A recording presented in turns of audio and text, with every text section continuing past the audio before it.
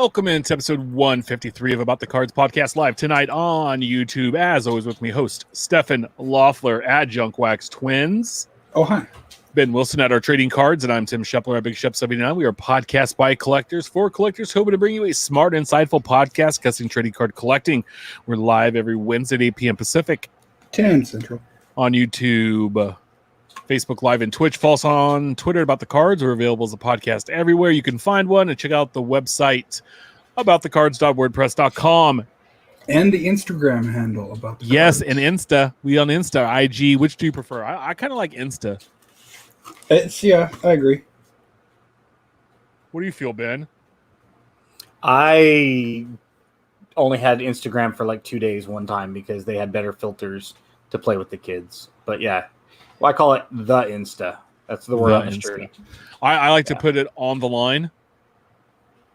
Our show is on the line. If you get that reference. I got a new girl at work, and I was talking to her. She's 24, so she's a little bit younger than us. And I had said a little bit. Yeah, I was like the TikTok, and she goes, "Wait a minute." She goes, "Did you just call it the TikTok?" And I'm like, "Oh, man. Yeah, I'm on the Twitter, I'm on the Facebook." I was like, "What do you call it?" She goes, "TikTok." And I'm like, I said, "Listen, Grandpa." I bet you go to the Safeways as well. I do. Don't you? I go to the grocery store. I'm going to the Safeway. I'm not going to the Walmart. I'm going to Safeway. No. But do you get money from the ATM machine? When my wife lets me. Only when you punch in your PIN number? Yeah, which you know, my ATM pin is you know. Anyway, let's go. So there's a funny story. When those first came out, my dad's friend was very forgetful, and so he wrote his PIN number on the side of the building of the bank by the ATM. So when he would go get money, he wouldn't forget it. Well, one night he goes to get money out. They've painted the bank. Luckily, checks were a thing then. You know, this is like I want to say this was like the late 80s because we lived in Kansas. So, but I always found that story hilarious. It's not PIN number. It's not PIN number because it's personal identification number in that case. Hey, Ben, that was the joke. It's my PIN. ATM machine. What do you think the M stands for? I don't know. It's ATM. It's Adam. Automated teller machine. All right. We've just lost all of our followers. All of our viewers have left. Hey, listen. Show's off to a rocky start. Dub agrees it's called the Safeway. Hey, I agree with Brett here. Like, I deleted Insta when Facebook bought me. That's the one reason I've kind of stayed away from Insta. But Steph has been running the Insta, and I'm going to let him. I got some cards I'm going to send your way for some photo opportunities. So, yeah, not a huge. But I do. The thing is there's a lot of good card content that goes through there. So I think I need to be more open-minded. It's not Facebook though, because it's less Karens, and you can really dictate what you're going to see on there.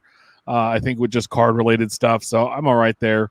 But yeah, you know, honestly, because we have the podcast, there are times where I feel obligated, like, you know, to sign up for NBA Top Shot.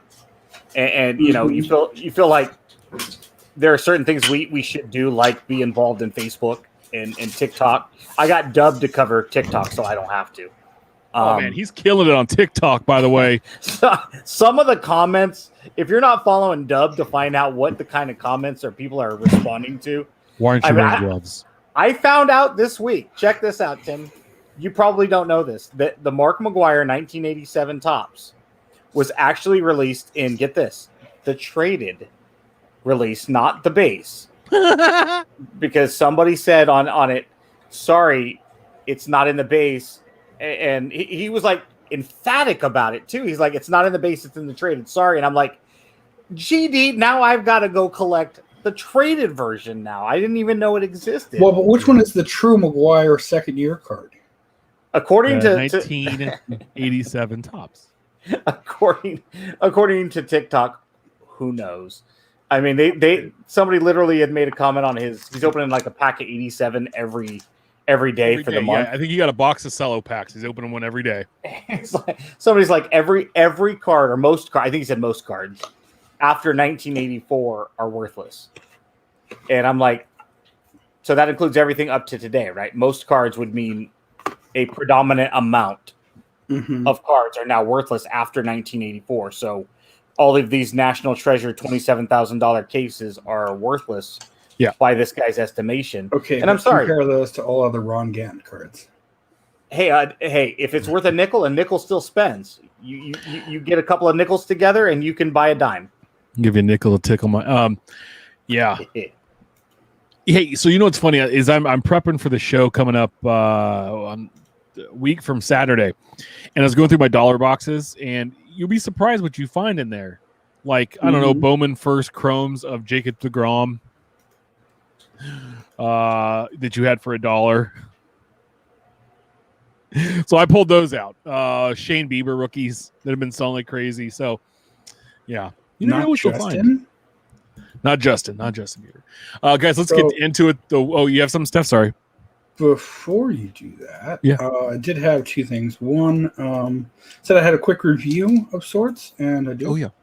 The first, the Beckett Shield grading sleeves can literally fit a Beckett card and a Superior Fit sleeve in the inside of it and still have space. Ooh. Not my favorite. Ooh. Way too much space. However, we did try the quote-unquote Pokemon blister packs, and they fit Magic packs perfectly well. And second of all, they had Topps Project 20 / Project 70 specific sleeves. Yes. From Superior Fit, and yeah, they fit perfect. I have those here, and I'm switching all of. I have black one touches I picked up to put all of the George Brett cards in. So I'm going to take them out of all of the mishmash wrongs, because all of my Bretts have they're different one touch, and some of them are taller and shorter than others, and so it looks terrible. So I'm going to put them all in black one touches. Very nice. Yeah. I want to thank Steph for pointing those out. Dude, those were like, it cost me more to ship them than to buy the sleeves, just because I didn't need any other sleeves, because last time I ordered, I loaded up big time. Sure. And I think it was a total of $10 to get 2 packs of sleeves delivered. So that's 100 sleeves. So I was really happy with that. So yeah, no, and they're not all that expensive. I think. No, I think they were like $250. Blister pack was $285, and the Project 70, Project 2020 are $299. Yeah, they were really inexpensive. Their stuff is all very inexpensive and is great. I love it. It's really There's a direct link for the Project 70 2020, but y'all can browse the website. Let's hop into it. The week that was last week's releases. Topps Living Week 168. Card 417, Taylor Trammell, rookie outfielder of the Seattle Mariners. Sold a little over 2,000 cards, and card 418, Yu Darvish, pitcher of the San Diego Padres, sold 1820.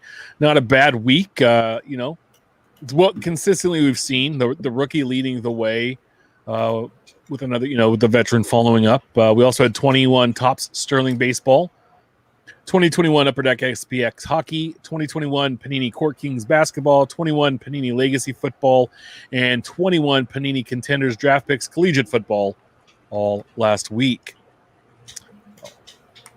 Not bad looking cards. Yeah. And let's hop into this week's releases, hot off the presses. Topps Living Week 169, card 419, Jesse Winker, outfielder, Cincinnati Reds. Card Winker? 420, smoke him if you got him, Jared Klinick, rookie outfielder, Seattle Mariners. So back-to-back rookies for the Mariners. Very interesting that Klinick, who got called up after Trammell, gets a card after him, or before gets a card after him. So kind of interesting there. But yeah. And by the way, earlier it said, so I think there's a Jared Walsh card coming, because I tweeted out a photo of when I went to look on this morning who was out. It said Jesse Winker on the card, but underneath his name it said Jared Walsh. So thanks, Topps. Yeah, way to go, bud. But Winker's having a heck of a season. He's played well. He was one time. See, this is why prospecting is shooting fish is crazy, right? You have no idea what's going to happen because at one time he was kind of a big name prospect, and took a sec to get up and hasn't. I mean, he's been an okay player, but he's having a good season this year, and I love to see that. So sometimes, it is what it is. But that's why prospecting's some kind of crazy beast. Look at Trammell, right? Didn't he? Wasn't he originally a Red? Yeah, he was a Red, and he was a Padre, and now he's a Mariner, right? So, I think you mentioned Adrian Gonzalez last week, and he played for 17 teams before he finally broke through. And you got a guy that, in his case, is the number 1 overall pick by the then Florida Marlins, right? And he bounced around to Texas, I believe, was his next destination before going to LA, San Diego, and was it San Diego then LA? No, then Boston then LA. Okay. Yeah. So you got 5 teams unless we missed one. Yeah, I was talking about Tony. I think he ended up with the Mets at the end. I was talking about Tony Kemp last night, who's had a really solid year for the A's, and I'm like, Tony Kemp is going to get more out of his limited talent because he's got a big heart, right? He's going to get then, and I was comparing him to Josh Hamilton. I said, you got a guy that had the world at his fingertips, right? Mickey Mantle 2.0, and that's a hell of a ceiling to try to have to be and to reach. But his personal demons is all well documented. We all know the story. But you get all these guys that just live on potential year after year after year. And it's like, I would take Tony Kemp into a brawl, into a fight, because I know I'm going to get 100% out of that guy every single time versus a guy that just got twice as much talent and just won't ever hit that potential. And it's just interesting when we see prospects like Gonzalez, Trammell, Winker, and the list can go on of guys that bounce around the league a little bit, and good for him. Hopefully his career is a good career. Yeah. And let's hope they're feeding Tony Kemp and those A's better than they're feeding the minor leaguers. Yeah. They fired the vendor today, okay?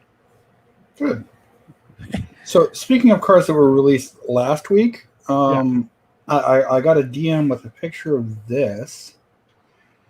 Ooh, yes. The Project 70 Ernie Banks, 1 of 1 that a buddy of ours got sent from Topps. And he's a Cubs guy too, so that and he had been upset with the lack of representation in Project 70 thus far, due to the fact that there were no Cubs in 2020, obviously.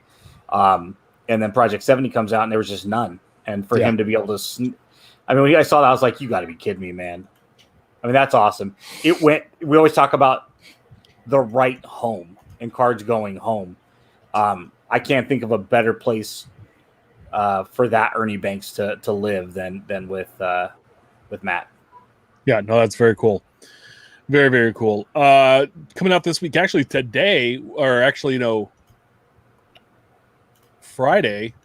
I'm looking here. I'm just making sure. Yeah, both the releases are coming out on Friday this week. Topps 21 Topps Finest Baseball, $245 a box, 12 packs per box, 6 per mini box. There's 2 mini boxes in there. 5 cards per pack. You're going to get 2 autographs. You're going to get a 1997 Finest Masters insert, 4 Finest Legacy cards, 1 rookie design variation, and 4 refractors. It's a 125 card base set with the last 25 being short prints they're called extended base short prints. Players pictures are cast against geometric backdrops that have lots of shapes and colors. It's a chrome card. Lazy Topps. Sorry, what? It's more modern and abstract than kind of their traditional run. The short prints don't have as many refractors as the base. They only have gold, red, and super, where the base ones have like 6 or 8 colors. I don't quite remember. The rookies have rookie design variations, we said before, and they're going to be they're going to look different, quite a bit different. Yeah, what's it? 6, Steph? 8 plus the super. Yeah. All the cards are on card. There's a mystery redemption autograph that's randomly inserted into packs, and those are numbered to 99. They also have original finest buyback autographs, and those are finest cards from the past that have been signed and numbered. And they're highlighting Mike Trout in the latest version of the finest career die cuts release. So Mike Trout gets his own little special card. So what's up, Andrew? Sorting cards tonight. Outstanding. Hanging out with us. Got your package. Thank you. Thank you. Yes. Help complete my master set of 21 DK. Yeah. So I always love finest. I can't wait to start picking up some singles on the market here this weekend. So that'll be fun. I like it too because there's 8 parallels, right? So like if you want it, it's not 45. Mm-hmm. You know, it's a limited checklist, so each team's gonna have maybe a guy or to 3 or maybe 4 if you're lucky, and you can go out and have some fun with it. And it's a nice chrome card. I mean, they look good. That was my favorite Shohei rookie, by the way, that year. Was the finest in 18. Yeah, no, I saw that Matt Olson had an extended base, which I was a little disappointed because I know it's going to cost me something. But you know, it's like we said last week, it's nice that there's some value in base again. And if you want to try to put together the Topps finest base set 1 through 125, those last 25 are going to cost you a little bit of coin, which is nice. But it's to find. But it's going to be fun. It's going to be a little bit of a challenge to see something that's not watered down and, oh, I'm a breaker and I don't ship the base. You know, there's value in base to team collectors and player collectors. In this particular set now, there's value in it theoretically to everybody that's playing, you know, in that part of the pool. Yes. We also have 21 at Panini Absolute Baseball coming up Friday. $210 a box, 2 packs per box, 10 cards per pack, 2 autographs, 2 mem cards, and an insert. It's a 100-card base set. And then the extended part of that set are 75 rookie baseball material signatures. The autographs come on a variety of pieces like wood, bat, material, and more. Tools of the trade signatures take a more traditional approach to autograph mem cards. They come with multiple swatches ranging from 2 to 6 pieces. Iconic ink features a variety of signing subjects from the past and present, even future, with the inclusion of a few prospects. Patches is a memorabilia-only set. The checklist has about 100 players on there, so it's quite large. Icons looks at the 15 of the biggest stars in baseball history. And then they also have a home run hitters focus of power, which is another 15-card set that's going to be available. So some cool inserts there. I like that icon design. Mm-hmm. And I didn't even look who was on the list, but can you pull it up, Steph? I want to see who they have on that checklist for icons, because I think be interesting. We see the Griffey, right? So unsung hero, statistically speaking, rookie class prospects, power, kaboom, icon checklist. So you got Ruth, Berra, Griffey, Cabrera, Pujols, Verlander, Trout, Ripken, Judge, Bryant, Arenado, Gwynn, Koufax, Brett, and Kirby Puckett. Yeah, look at that, Brett and Puckett. Yeah, so really like to look at that list. I mean, that's a nice mix of like early days, pre-war, and 80s, 90s today. Yeah, especially since there's only 15 cards, so there's going to be a lot of names left off. Oh yeah. So I mean, that's not a bad list. I didn't even see that Brett was on there, so that's pretty cool. That might be when I get it. Probably obviously gonna have to run down. Now let me throw something at you guys, because Jimmy Fox is on the right team in Absolute. He has a power insert, and I think he's got a base. But there's green and red something parallels that are retail only. So it'll be interesting to see. Ooh, good luck. I mean, what are we looking at? Are these not going to get released? Is it going to be something where they're going to go through the Target website? We're going to talk about that later in the show, by the way. You know, it's gonna be interesting over the next few months to kind of take a look at, you know, these retail only parallels and how scarce they're going to be, unless they go the way of Topps Heritage High retail. Well, and so at least for this set, from last year's and the previous year's releases, these have some of the nicest relics that Panini uses for a moderately priced set. I mean, it's a paycheck breaker, but no, I mean, if you're saving up, 210 isn't that horrendous. It's not where some value products were. It's not going to be Series 1, but Series 2. Yeah. So while you're on that, though, I think we mentioned this. Our buddy Anthony Corona had, at the sake of being blocked for agreeing with Ben on Twitter, he's like, I've been a lot more selective about what I buy lately. And it really is amazing how many people I've talked to and run into that are collecting a lot more similar to us. I know, Tim, you've got a few one-offs with some of the stuff you do with football, and you've gotten away from just the Royals and Giants type stuff, which is fine. But it's still focused more or less. And even if you're not laser focused, I think more and more people are paring down their chase list. Well, I think also too is people are digging through their cards and going, okay, how attached am I to these Aaron Judge cards?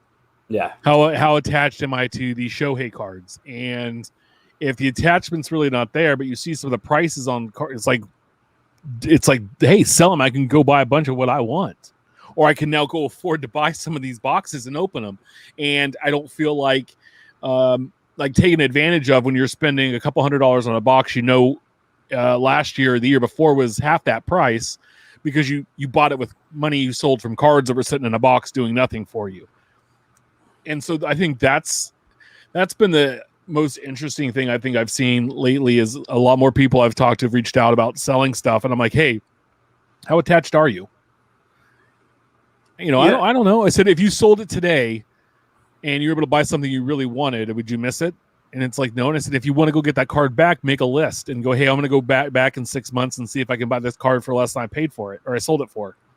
Yeah, I've been doing that with Project 70, for instance. I'm not paying $20 a card for, like, say, the Randy Johnson Duck Hunt card. But if it goes down to $10 down the road and it's a slow week, couple weeks in baseball, not a lot of A stuff to chase, maybe I'll go grab one. But, it goes whenever we're helping out newer collectors or trying, to refocus veteran collectors, and they come to us for advice, two of the questions we always ask are, is your PC more complete with this purchase or acquisition of a card, if you're making a trade for it, or is it incomplete without it? And if I've got something that doesn't fit into my PC, like you say Aaron Judge cards, again, where's our attachment? Is my PC complete by having these Judge cards?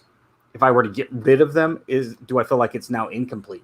Because if you're like, no, it's not incomplete, then hey, move off of it and find something that answers that first question. Is my collection more complete with this? Yeah. Again, what would I rather have, the Judge or the following group of stuff? Whether it's one card or 50 cards. And if you're not sure, and like in stuff like there's guys that get hot, like my suggestion, if there's guys that are going off and you have a stash of them, like the Kid Garcia from Texas, right? Like he's 28 years old. It took him a while to get up. Sell all that stuff while he's hot. I'm guaranteeing you within a year or two, if you want to get it back, you're going to be able to get it for a fourth of what it was. And, you're going to be able to even if there's nothing you're chasing at this time, bank it away. I try to emphasize that because when something does come your way, you want to be prepared, or if something does come up in your life and you have be a little prepared to take care of that. So make sure you check out Ryan Crackle's 2011 Tops update. Yes. Correct. I was able to, I think, again, I love telling the story a million times, able to buy that set because I had been taxing myself every hobby purchase $1. And Tim went away like the wind. Sorry, y'all. I'll pop on here for a second. I was trying to finish my Whataburger. No, you're fine. I was gonna, follow that up. Our good show friend Rich Frank had just said he sold his Gretzky rookie card PSA 4 for $2,000. He goes, unfortunately, it's going to needs, not wants. When my son Bentley was on the way, we weren't in the greatest financial shape at that time because I just suffered a knee injury. I was recovering. I was caught up in a state-run insurance program, and it was tough. And I had a 56 Ted Williams, and I sold it and bought a crib. And the good thing about this is, Rich, you had the Gretzky. I had the Ted Williams. We have things we can sell for real life needs if you need to. The good news is finances change. The sun shines after the storm. And, a year goes by, 2 years, 5 years, Rich. If you want that Gretzky back, it might cost you more. And it's not going to be the exact same copy of the card, but you can always go back and get that. My son needed the crib that day. We need diapers that day. Desperation leads a lot of us to do things that we're not always happy about, proud about, but you do things out of desperation because that's the will to survive, and that's what you have to do. My kids needed to eat. My cards are not sitting in a binder if my kids have to eat. And it's nice that we have these things we can sell. Tim, if you want to continue your story, now that you're back, you were saying that you taxed yourself $1. Yeah, no. So I would tax myself $1 with every. You such a. Rather it be a card, a supply, whatever it was, and I took advantage of Steph and bought a set. Well, so it's funny that sorry guys, it's funny that Ben would mention Ted Williams because this arrived today in the mail. Oh, that's nice. Yeah, I deserve that. I'm trying not to make my home run collection all Diamond Kings. It's just the way it's happening. But the thing is the way that set's built and the stuff you're getting out of that set. It's perfect. Like, it's awesome because that's a bat in Jersey relic, right? Like, what other release are you finding a dual Ted Williams that is in a price range where you feel comfortable picking it up? Numbered 38 of 50, so the winning bid was 52.10. That's a steal. So let me ask this then, Tim. If you were building this, right, Steph, how many guys are you doing? The top what home run hitters? Top 30 or so. Okay, so the top 30, but you can only do 3 sets. That's it, not 4 sets. It has to be 3 sets. What 3 would we choose? Because I got 2 right off the bat, and that'd be Diamond Kings and Topps Tribute. Sure. I was gonna say Maybe Tribute or triple Triple Threads. Yeah. I was gonna say Threads. Triple Threads. Do they have a lot? See, that's the thing. I'd have to go back and look at some checklists to see if they've got they would also signature have cuts. older stuff. Yeah. So the older Upper Deck product, there'd be but I would say like you'd be good if you hit Tribute and Triple Threads and Diamond Kings. Mm-hmm. Yeah. So to Or your point, if you're a little spendy, National Treasures. Sure. Yeah. Because you're gonna get a lot of the old guys in there as well. So, I mean, the fact is that Steph pulled the Babe Ruth. So like the toughest one, when you pull it yourself, makes this chase a little easier than not, right? Because you knock off Ruth. Aaron's easier. Mantl's easier than Ruth. More common. Yeah, more common, right? You Yeah, can find it. The sad thing is he's actually more common. I'm having issues finding a decently priced Maris. Oh, You know, I got one. Check this out. I'd have to dig it out. I think it's on my shelf. I got one in a Kansas City A's uniform, and I got it from our buddy Chris over at the LCS that shall not be named now, but the previous owner. I walked in there and he goes, "I got something for you. You interested?" And I was like, "What is it?" He goes, "It's a Maris game used." And I'm like, at the time, I wasn't just an A's collector. I was still picking up some Mantle and Gehrig stuff and Ruth. And I was like, pass. He goes, "It's Kansas City A's." I'm like, serious? You don't see that very often because he wasn't there very long. Yeah, or the Indians. Well, it's like Ty Cobb when they put him as a Philadelphia A. And it's like, why the hell would you put Ty? Because if we're doing word association, you say Ty Cobb, the first thing I think of is the Philadelphia A's. Oh. I'm sorry. Did I say that just came out? Yeah. Actually, I I'm might just have saying, said, depending on the anybody, discussion we were having, I might have said Senators. Because we almost did a sign and trade for him in 1910. Dude. How sexy that is. It is a sexy parallel. It is. I love the team colors. I mean, the orange doesn't do the same. I mean, the black wouldn't do the same thing the orange does on a Giants card. No. Even though it's a team color. But that, I mean, I saw that on eBay and I bought it. It was like $8. I don't even know what they were going for. I just bought it because I'm like, That's fair. it just looks right. Yeah.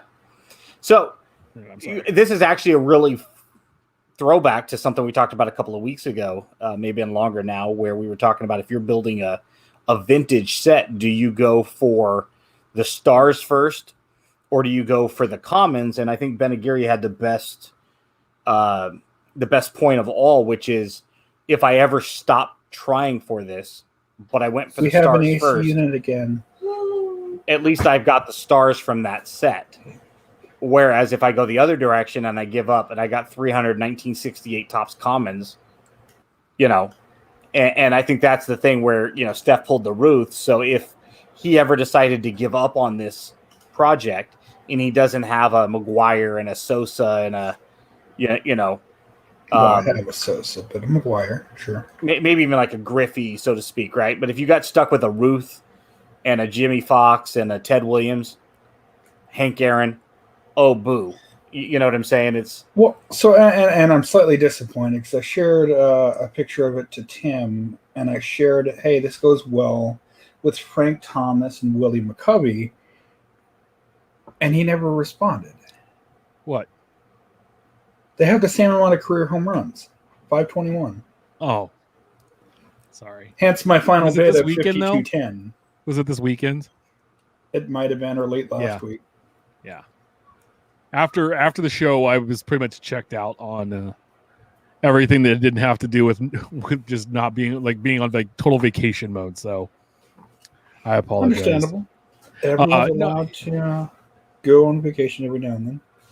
Yes, it was wonderful. What's brewing? Next week's release is one of my favorites. 21 Topps Baseball Series 2 drops next week. The checklist is out. It's got a couple hitter rookies in there. Some guys I didn't actually know debuted last year that made the cut as rookies, but they're not actually playing in the major leagues this year. So that was kind of interesting. So we'll talk about that next week. 21 Upper Deck Goodwin champions. The Upper Deck kind of funkier version of Allen and Ginter.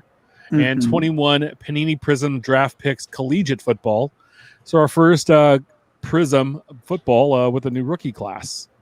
So very exciting next week. I can't wait for that. It's going to be a good show because Goodwin Champions is always a fun release to kind of see what crazy shenanigans they're going to put in there. Mm-hmm. And we're such nerds for flagship. I'm a super flagship nerd. Is there a checklist yet for Goodwin? There is. Goodwin, let me check. Okay, I hadn't looked. I was looking at Series 2 today because I'm working on putting out some teams that's for sale. So we'll that'll be out. But so next week will be fun. Infield chatter, a hobby talk section part of the show. I hate starting the show or this section off this way, but our brother from Kentucky, Jimmy, sent out this on Instagram from his Kentucky Basketball Cards account. This happened to our brother in Louisville last night. Thief cut through the roof, cut a hole, and robbed him. Makes me nauseous, especially as you see the shop that do things so well and treat people the right way by being gutted by despicable people.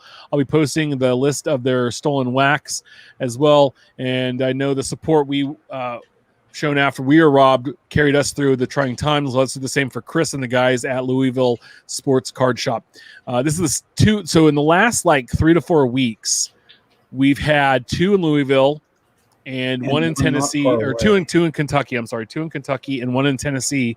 Broke in, and there were burglaries. And I know that Louisville Cards posted something that they believe it was somebody that had definitely been in the shop at least a few times, because where they broke in and they cut into the roof, they avoided all of the motion sensors and where the cameras were. So they knew the perfect spot to jump through the roof to get in. Interesting. When I saw this, we see so much stuff on the internet, just in general, right? We're not talking hobby, right? You see so much stuff on the internet. You see so much stuff on the news. In fact, I sent out a tweet the other day because I was watching Dateline, and they're like, NBC News that you can trust. And I'm like, news that I can trust? You're saying there's news out there I can't trust? It's like, you see so much nonsense, right? and there's stuff that upsets you, but when I saw this sincerely pissed me off, and I'm sure I'm not the only one. I'm sure you guys agree. No. It's like, this is ridiculous. These are, and I get that they're super. I don't know what they stole, but let's assume they sold $30,000 to $50,000 worth of inventory. It's Easily. just, I get it from the criminal side why it's a good target, but God, it's trading cards, man. Yeah, I mean they got a lot. I mean, look at that list though. There was a few cases taken. Bowman Chrome Hobby, and oops. You're not going to like optic bat fast break. Like there's a lot of stuff, dude. There's a lot of stuff on that list, man. So Bayside Andrew says it's actually unbelievable that they didn't cut the joists. Had they done that, the roof could have collapsed. It's too bad it didn't, because those knuckleheads probably would have been on the floor when the authorities came. And I hate reporting this, man. But it does raise your awareness just to be careful when you're in card shops. We mentioned a few weeks ago that it's only a matter of time before a gun gets brought to a card show.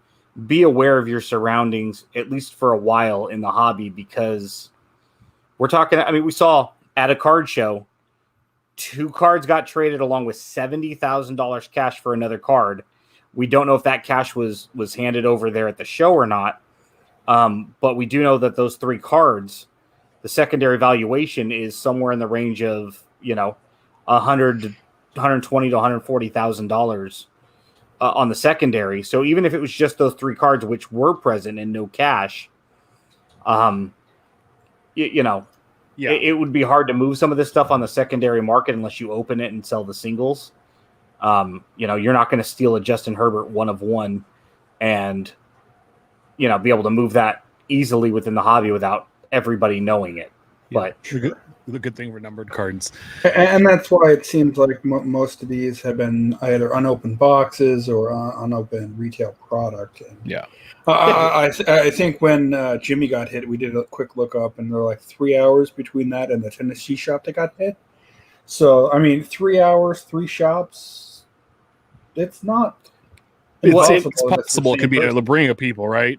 And if you open it, there's no way of being able to track it, right? No, so if you open it, you stole it, so you have nothing invested in it as far as money out of your pocket to buy it. Breaks live from Kentucky. It's not like the '90s products where you got like $32.49 of 5,000 is your box, where you could keep track of that. Well, and like Transcendent, you might be able to track that because of how few there are and the fact that it's all serial numbered on the inside. But that's assuming that they're tracked as they're being sold. But there's bandits over in Europe called the Pink Panther Bandits. And a lot of their jewelry thefts are still unsolved. And it looks like it's a vast network of multiple individuals. So even if a couple were to get caught, a bunch more are still going to happen. And it wouldn't surprise me if you don't have a small ring of individuals that are in on this. And a lot of them probably have some of this stuff pre-sold. Well, it wouldn't surprise me. A couple of years back, the Roger Maris Museum in a small mall in Fargo, North Dakota, got hit and run. A huge FBI investigation.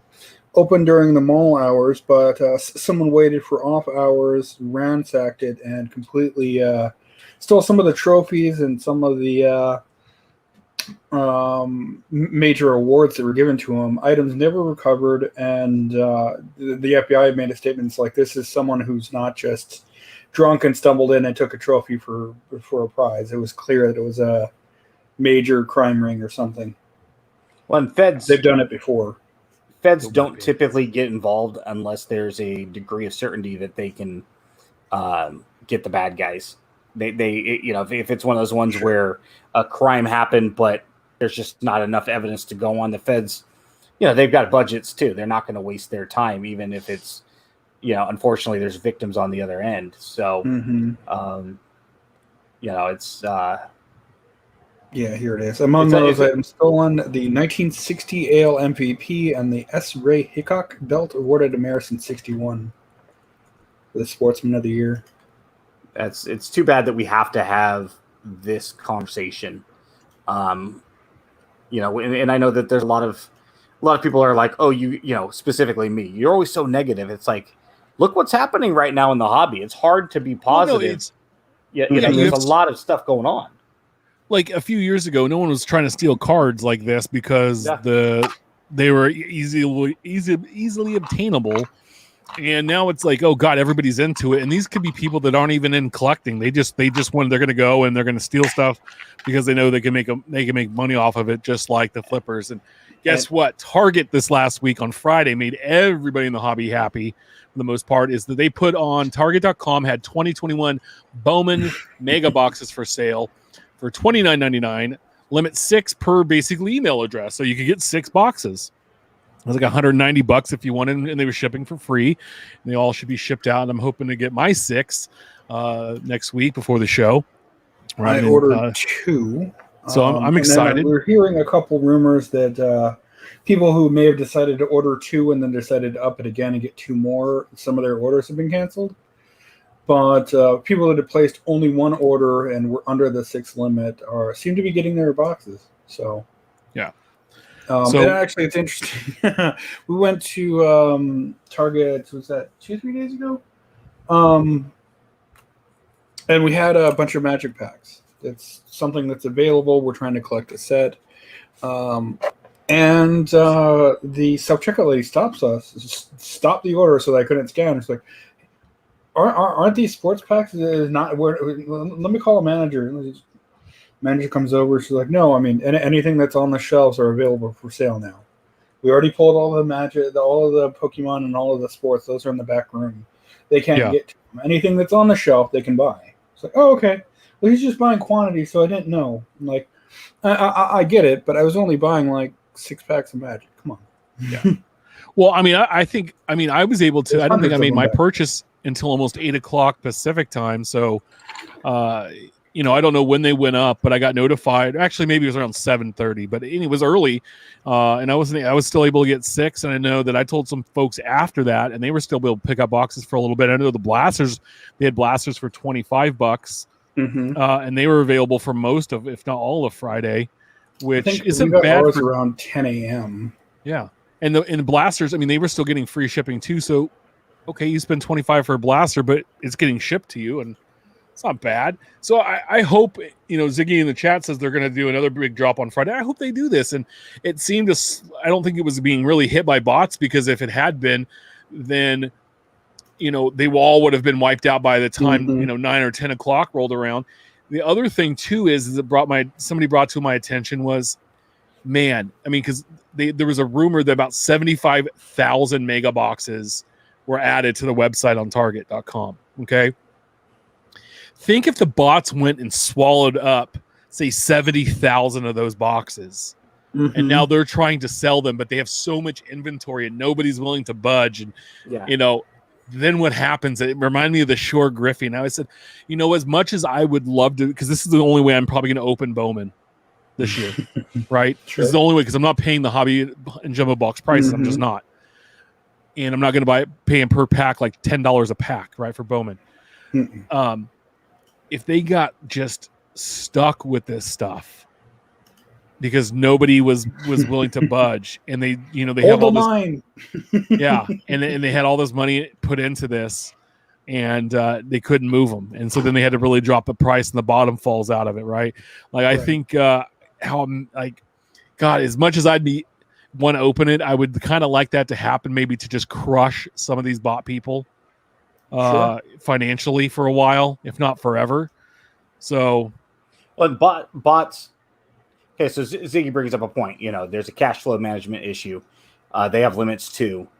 I think a lot of these folks buy on margin. They buy on credit, right? So I'm buying with a window. I'm going to borrow $1,000 from each of you. So my cash flow is now $2,000, but I owe you guys $1,500 in 7 days. It's still a mob, right? I have to give you $1,500 whether I have it or not. Otherwise, I'm losing my kneecaps. And these guys are highly leveraged, and they've got to move it quick. And I think what you're seeing now you have a lot of inventory available initially. And a lot of people, I think, did go buy 2 or 3. And they went in knowing that the odds are I'm going to lose money based on my upfront cost versus the secondary valuation once everything is open. Unless I hit something good, if I'm spending $70, $80, I'm probably going to get $20 to $30 in return once I've opened everything up. And with that being said, people are now just buying what they want to open for their own personal enjoyment and collection and not being greedy. And I think the bots realize that, you know, the people that are controlling that inventory are trying to. If I buy this at $30, $10 just went away right off the bat from being able to go to the retail store. If you do that times 2, there's not a whole lot of profit margin left once you cover all of your costs.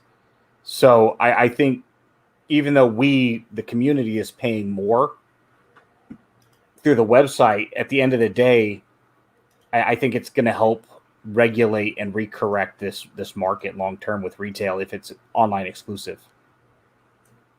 No, I agree. I think it's great. I think they need to keep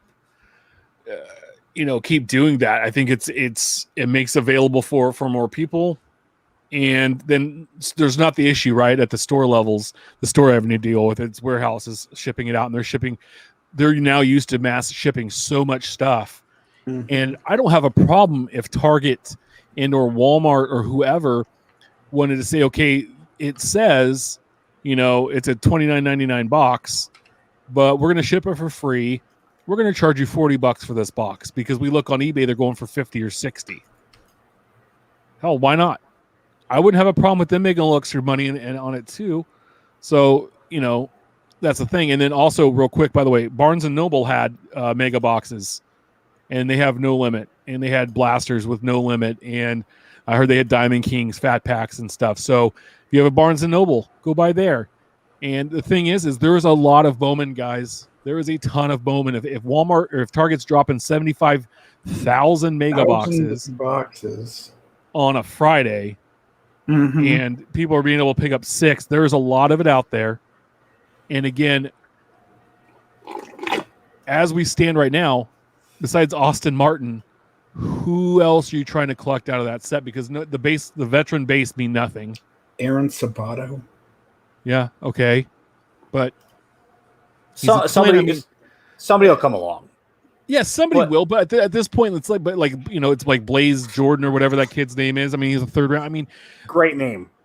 But you look at this stuff though, and it's like, okay, like somebody will come out of this, but we probably don't know who they are right now.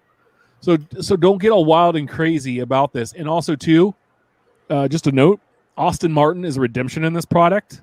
So this is not a product to sit on. This is a product to open, because in 2 years, if he is the big stud everybody thinks he is, that redemption expires is worthless. And now that box that you have sealed that might have that autograph redemption in there is worthless, because if he comes and he's the guy and people know, hey, the big autograph is dead because it was a redemption, your box prices are going to die. So just a heads up, just a little food for thought there. So yeah, it'll be interesting to see how much of this stuff really starts to hit the market. We've seen a lot of retail trickle out versus drop heavily on the secondary. It'll be interesting once some of this starts really getting into collectors' hands. Are they sitting on the product, or again, are people buying 2 or 3 boxes for personal consumption? I'm going to sell off what I don't want, and all of a sudden, those of us that want to grab on the secondary will have a plethora available, as it should be. Mm-hmm. As it's been 12 plus months ago, where you could go grab just about anything you wanted, as long as you're willing to pay the price. You want to build a team parallel set? Great. It's all available. It depends on whether or not that's a price point you're comfortable at. Now we've seen over the last 12 months, that's not the case with every product. And some of this stuff is trickling out very slowly. And it's the stuff like opening day. It's the stuff like Diamond Kings. It's the stuff like even some of the heritage retail and the products that have no business having been bought at retail to flip. People are getting stuck with it, and it doesn't make a whole lot of sense to even open it because your negative return value is so low. What do you do with it? And now it's just sitting in people's garages. And then you're never going to find those parallels, and you're never going to see them.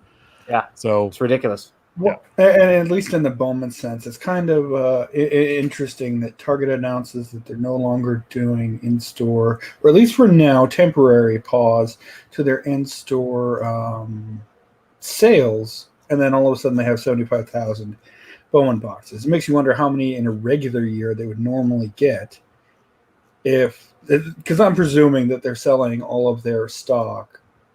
Well, yeah, I online. I can tell you, was it 2 years ago? I cleaned a shelf. I've done it twice with Bowman Mega, and I was able to basically turn that and buy. I turned that into half a case of 2018 update. So I don't feel too terrible about that. But well, and it's funny that you mention no business keeping Diamond Kings from retail or opening Diamond Kings from retail, because Ange bought a completely damaged box of Diamond Kings and pulled this bin. Nice. Those are good looking cards. They really are pretty. I picked that. Yeah, I picked that up and picked up the Bat Kings, Canseco, and Jimmy Fox, the Jersey Kings of Hunter. They're nice.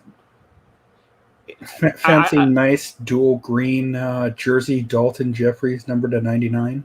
Mm-hmm. I would challenge somebody to really talk smack about Diamond Kings. Outside, you can't say it's unlicensed. Without saying the words unlicensed or logo. Yeah, you can't say anything about that. Say something negative, because Steph and I will be more than happy to shut you down. We have a friend on Twitter that'll help. I mean, it's a good looking product. It might not be for you because it is unlicensed. No, but it has an artsy feel to it, and the card stock's nice. I mean, I'm not I'm not a huge unlicensed fan, but that's probably one of the best products they put out. And if you're looking at what you get, the value of what you're spending on it, what you're getting out of the box, if you look at everything, it's a very well-rounded product in the hobby today. So definitely, yeah. And then you can pull out some monsters out of that. So there's a new change coming to Forever Stamps. So I got this article from CBS News, but our buddy Ivan tweeted out, this is the worst thing to happen in the hobby. And I don't see it being the worst thing in the hobby. It is what it is, right? You got to pay for a service, but the U.S. Postal Service is going to raise its rates for postage on letters, postcards, and other mail services this summer as part of the Postmaster Louis DeJoy's 10-year plan to overhaul the agency's flailing finances. The cost of a first class stamp will increase from 58 cents. Will increase to 58 cents from its current 55 cents. These price changes are going to go to effect August 29th. So you have about 2 months. But if you're selling on eBay, you can do the plain white envelope with tracking for 51 cents an ounce, 71 cents for 2 ounces, and 91 cents for 3 ounces. So I love that price point all day, every day. It's very inexpensive. And this 3 cent increase on a stamp is not that big of a deal. It's the cost of doing business. And if it's going to maybe help them get things going a little bit better, then I'm all for it, because without them, if we didn't have the Postal Service for cards and we had to use FedEx or UPS, then talk about bitching about rates. Well, and that's what I was going to ask. Like, would you rather pay an extra 2 to 3 cents per package, or would you rather have to go walk it yourself across country to California for each individual package, and then walk back home, and then walk it to Pennsylvania, and then listen, Steph, I don't even like walking across the street to the mailbox. He barely wants to walk to the fridge to get his next little Debbie out of the freezer. Come on now. Well, that's literally why I had kids. Literally. No, but that and cut the grass. Let's talk about. I mean, one word: it's inflation. It happens all across the board. Everything is going to get more expensive in a post-COVID world. You're good. Hopefully, cost of living raises go up so that it stays in line with inflation. Not to get off on an economic tangent, but that's just the way it is, right? It's inflation, and it's been mismanaged for many, many years. And I have a few friends in the Postal Service who have all said that this guy, the current postmaster, is not as bad as the previous one. God. And the bottom line is, how many bills, 10 years ago, you would write checks for damn near everything, right? You could pay online a few things with, 15 to 20 years. Okay. you were still a little baby back then. But okay, let's say 20 years ago, right? Year 2000, you're writing checks for a lot of stuff. The internet is still rather new. You're not doing a lot of bill pay. Right now, almost everything is ACH'd right out of our accounts. Or you can go online and, schedule payments to be auto debited from a credit card, however you'd like. But most of us don't actually send out mail. Businesses do. At work, I send all kinds of stuff out via snail mail because it's, paper billing and stuff like that. I've converted a lot to email, which saves us on average $500 to $600 a year in postage and envelopes and paper and ink. And then, of course, my time to process everything. That's all hard costs. One customer goes from paper to email and it's $500 bill saved over one fiscal year. You do that 10 times over and that's serious money. I don't think the cost of the stamp going up is going to affect a whole bunch. Yeah, I really don't. It's not. And I think it's fine. It's 3 cents. If that 3 cents is making or breaking your card collecting, then you have some problems. You need not to collect cards at this point in time. You need to take a pause on life. It's funny. We talked about TikTok, and it's my favorite way to like just melt my brain for about 15 minutes, right? There's a guy on there that runs a septic service in North Carolina, right? His name's James Butler. Guy's hilarious. Runs his business the way I think if more small business people would, they'd be super successful. He's the lowest paid person in the company, yet he owns the company, right? Everybody gets their birthday off if they choose so. If they want to work on their birthday, then they can work on their birthday. Like all these neat little things he does for his employees. All the healthcare is paid. The shirt, they give him shirts, all this stuff, right? Because we have a shitty job because we're working with poop all day long. That's what we do. But he said that, and now I lost my train of thought. Damn it. When you look into my dreamy eyes, that's what's going to happen. But no, he about like the cost of things, and he said, oh yeah, he was talking about. Listen, if you're making a minimum wage wherever you live, right? And everybody's saying, hey, the minimum wage needs to be $15, $20 an hour. And because you can't live alone. He goes, the minimum wage is not there so you can live alone in your apartment. It's there so you can rent a room. Get rid of your smartphone. That's a luxury. Go get that prepaid flip phone for $25 a month. Cancel your Netflix. Cancel your Xbox subscription. Those are all wants. They are not needs. Your paycheck is there so you can live, and that's what the minimum wage there is for, right? And so if you can't if that's not sustainable, then you need to look at what you're spending your money on. Quit smoking cigarettes, quit drinking alcohol. Don't buy the fancy clothes. Go to Goodwill, go to your Walmarts, go to your thrift stores and buy your clothes there. Yeah, you're not going to have the neatest, latest, greatest stuff, but guess what? You're going to be able to live, and your money you make will pay for that stuff. People now are trying to live way outside of their means. And I like the way you talk about that. So if 3 cents is breaking you in trading cards, then something's wrong. Now, go ahead. I was just going to say, literally, the idea behind minimum wage is it's a starter wage. Yeah, it's for young people, individuals starting out in life, first job, second job, teenagers, early 20s, putting themselves through college. It's not a livable wage. It's not supposed to be. It literally is not intended to be a livable wage. It's a starter wage. If that's what you make, completely, I respect anybody who gets out of bed every day and goes to work, regardless of what you do, whether you work for a septic company or you work as a CEO for a Fortune 500 company. People have different qualifications and they make different money. That's just the way that works. This is not a communist society. We all have different levels of education and experience, and we get paid in line with that in theory. But minimum wage is not a livable wage. If that's what you can make, hey, great, good for you. I'm glad you're out there earning a living. But the idea behind the minimum wage is at some point you're going to scale up in the wage ladder. You need to be, and if you're not, then something you need to change jobs, or whether that's through experience. Yeah, right. I work for you, and you promote me. You give me a little bit more money, and eventually, 5 years in, I'm making a lot more than I was And if you're working somewhere they're not giving you a raise, you need to go out and find yourself a new same industry. Go look for who's your best competitor. Go there. Because I'm telling you, the other thing too is don't be loyal to the company because they're not going to be loyal to you no matter who it is, what it is, where you are. So just a little bit of life advice from a couple of old guys here. But again, yeah, we all had to take bottom of the barrel jobs at some point in time. Yeah, sure. Where we were scratching money together to live. And it makes you really happy when that day when you don't have to worry about what your grocery bill is, when you can go to the grocery store, buy your stuff and check out, and you don't even like how much you just spent. Well, I don't know. Like that, that to me is the best day ever. Or you fill up your car with gas, and it's like how much your wife goes, hey, your boyfriend, your girlfriend go, how much was the fill up? I don't know. Or when you pull that handle out and that little bit of gas drops. I just want to be rich enough for two reasons. When I pull that gas out of the thing and that drips, I don't care. And I want to go in and be able to buy a beef jerky and not bitch about the price. Oh, you know what we did the other day? Well, you probably we were at Costco. I will. We were at Costco. We bought Old Trapper.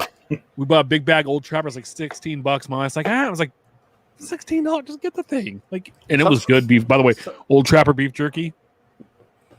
Yeah.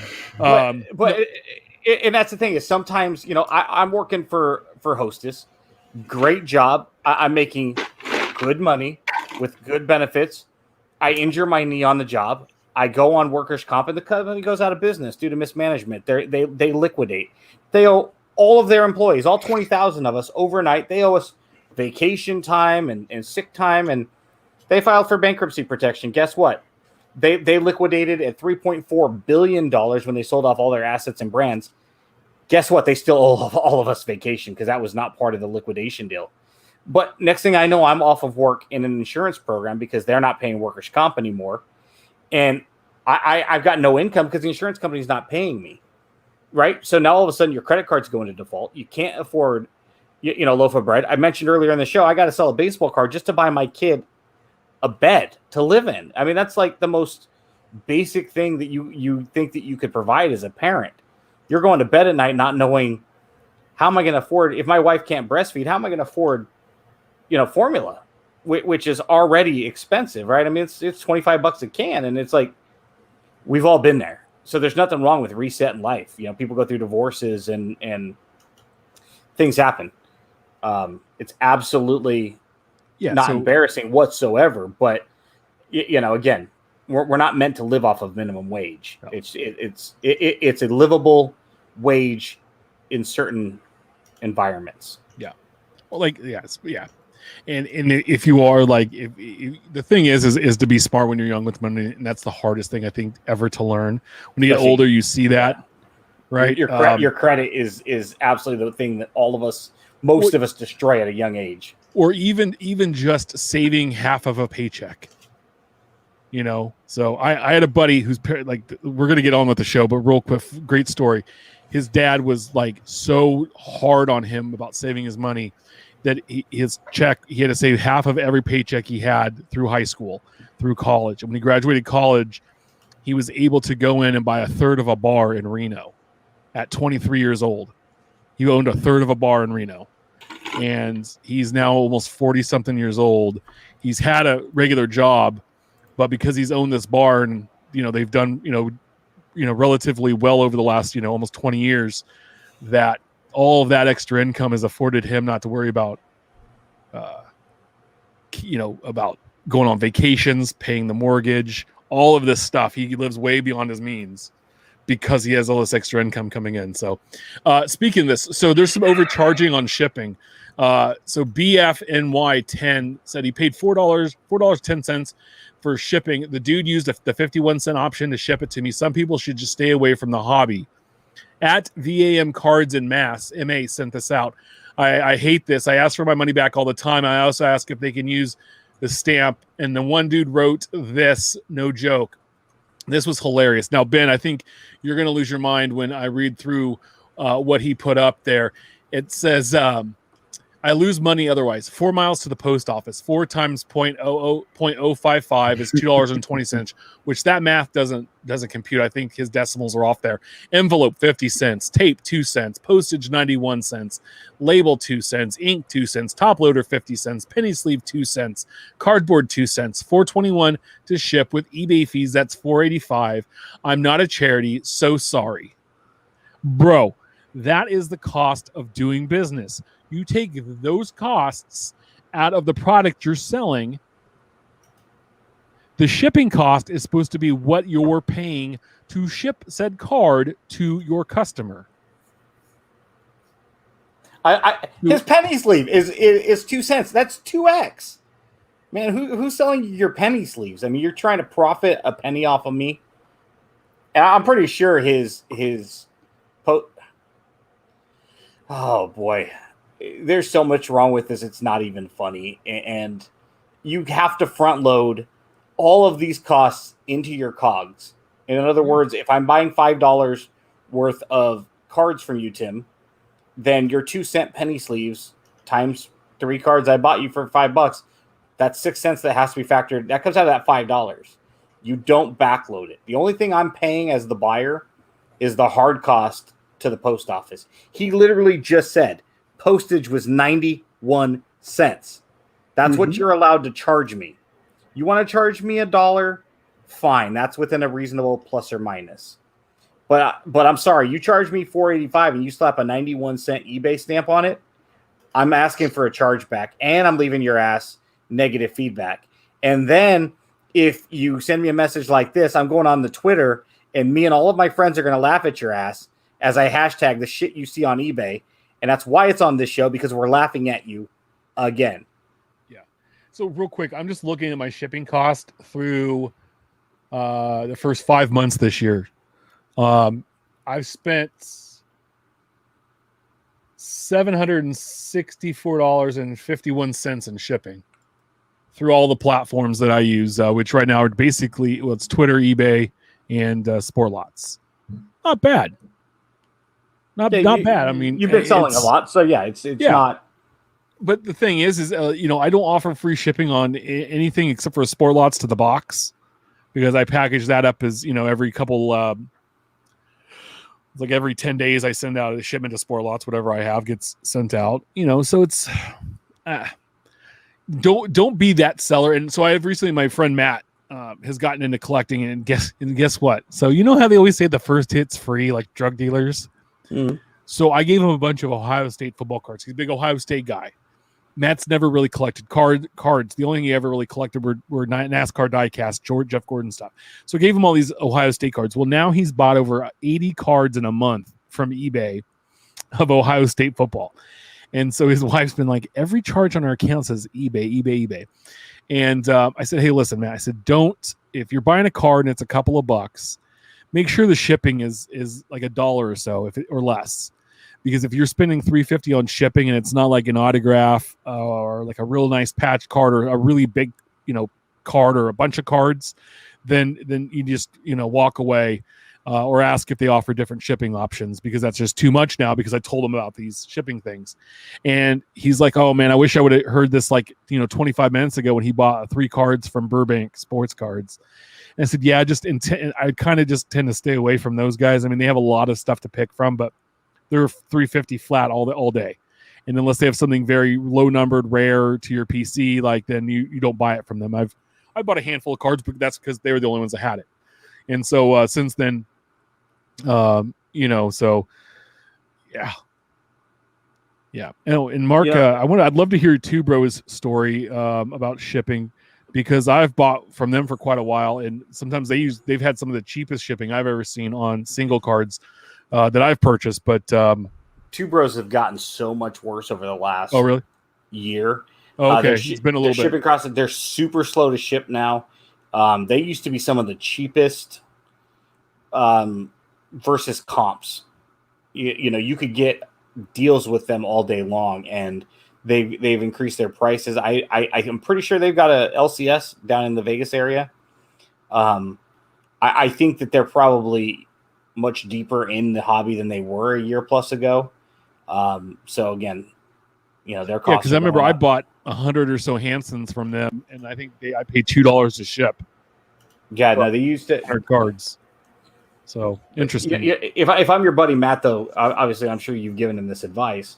First thing you do if you're a brand new collector is you go to Sport Lots and you pillage everything you can before you go to eBay. I want to sit down with him on Sport Lots. We've kind of talked about it, but that's kind of he doesn't know how to look for cards that are Ohio State jerseys only and like what sets and stuff. So that's been kind of the difficult thing. So we're gonna have some time to hang out and do that. But I just thought it was interesting. When I see that for a single card and the shipping's like $4 nowadays, I kind of just tend, and it's under $20, I tend to go, I'll find it somewhere else, because I know the other options available. And why aren't you using it? Because eBay's not dinging you for using that service. It seems a little, I don't know, just a little dirty to me now. I don't. And there's been cards where, with eBay, they have unfortunately, for sellers, if I have a list of Vlad Guerrero cards, and it's a drop down, so you can pick from 30 different cards of his I have, and most of the cards are under $20. But I did have one that was listed at 30. Someone bought it, and they paid $1 for shipping, but because it was valued at over 20, I had to send it a bubble mailer, and it was $3.49, right? So I lost out on $2.49 shipping, but whatever, it is what it is. I made a sale. They paid a fair price for the card. What am I going to do? So, there are those times as well. eBay is making some changes to their bid retraction policy.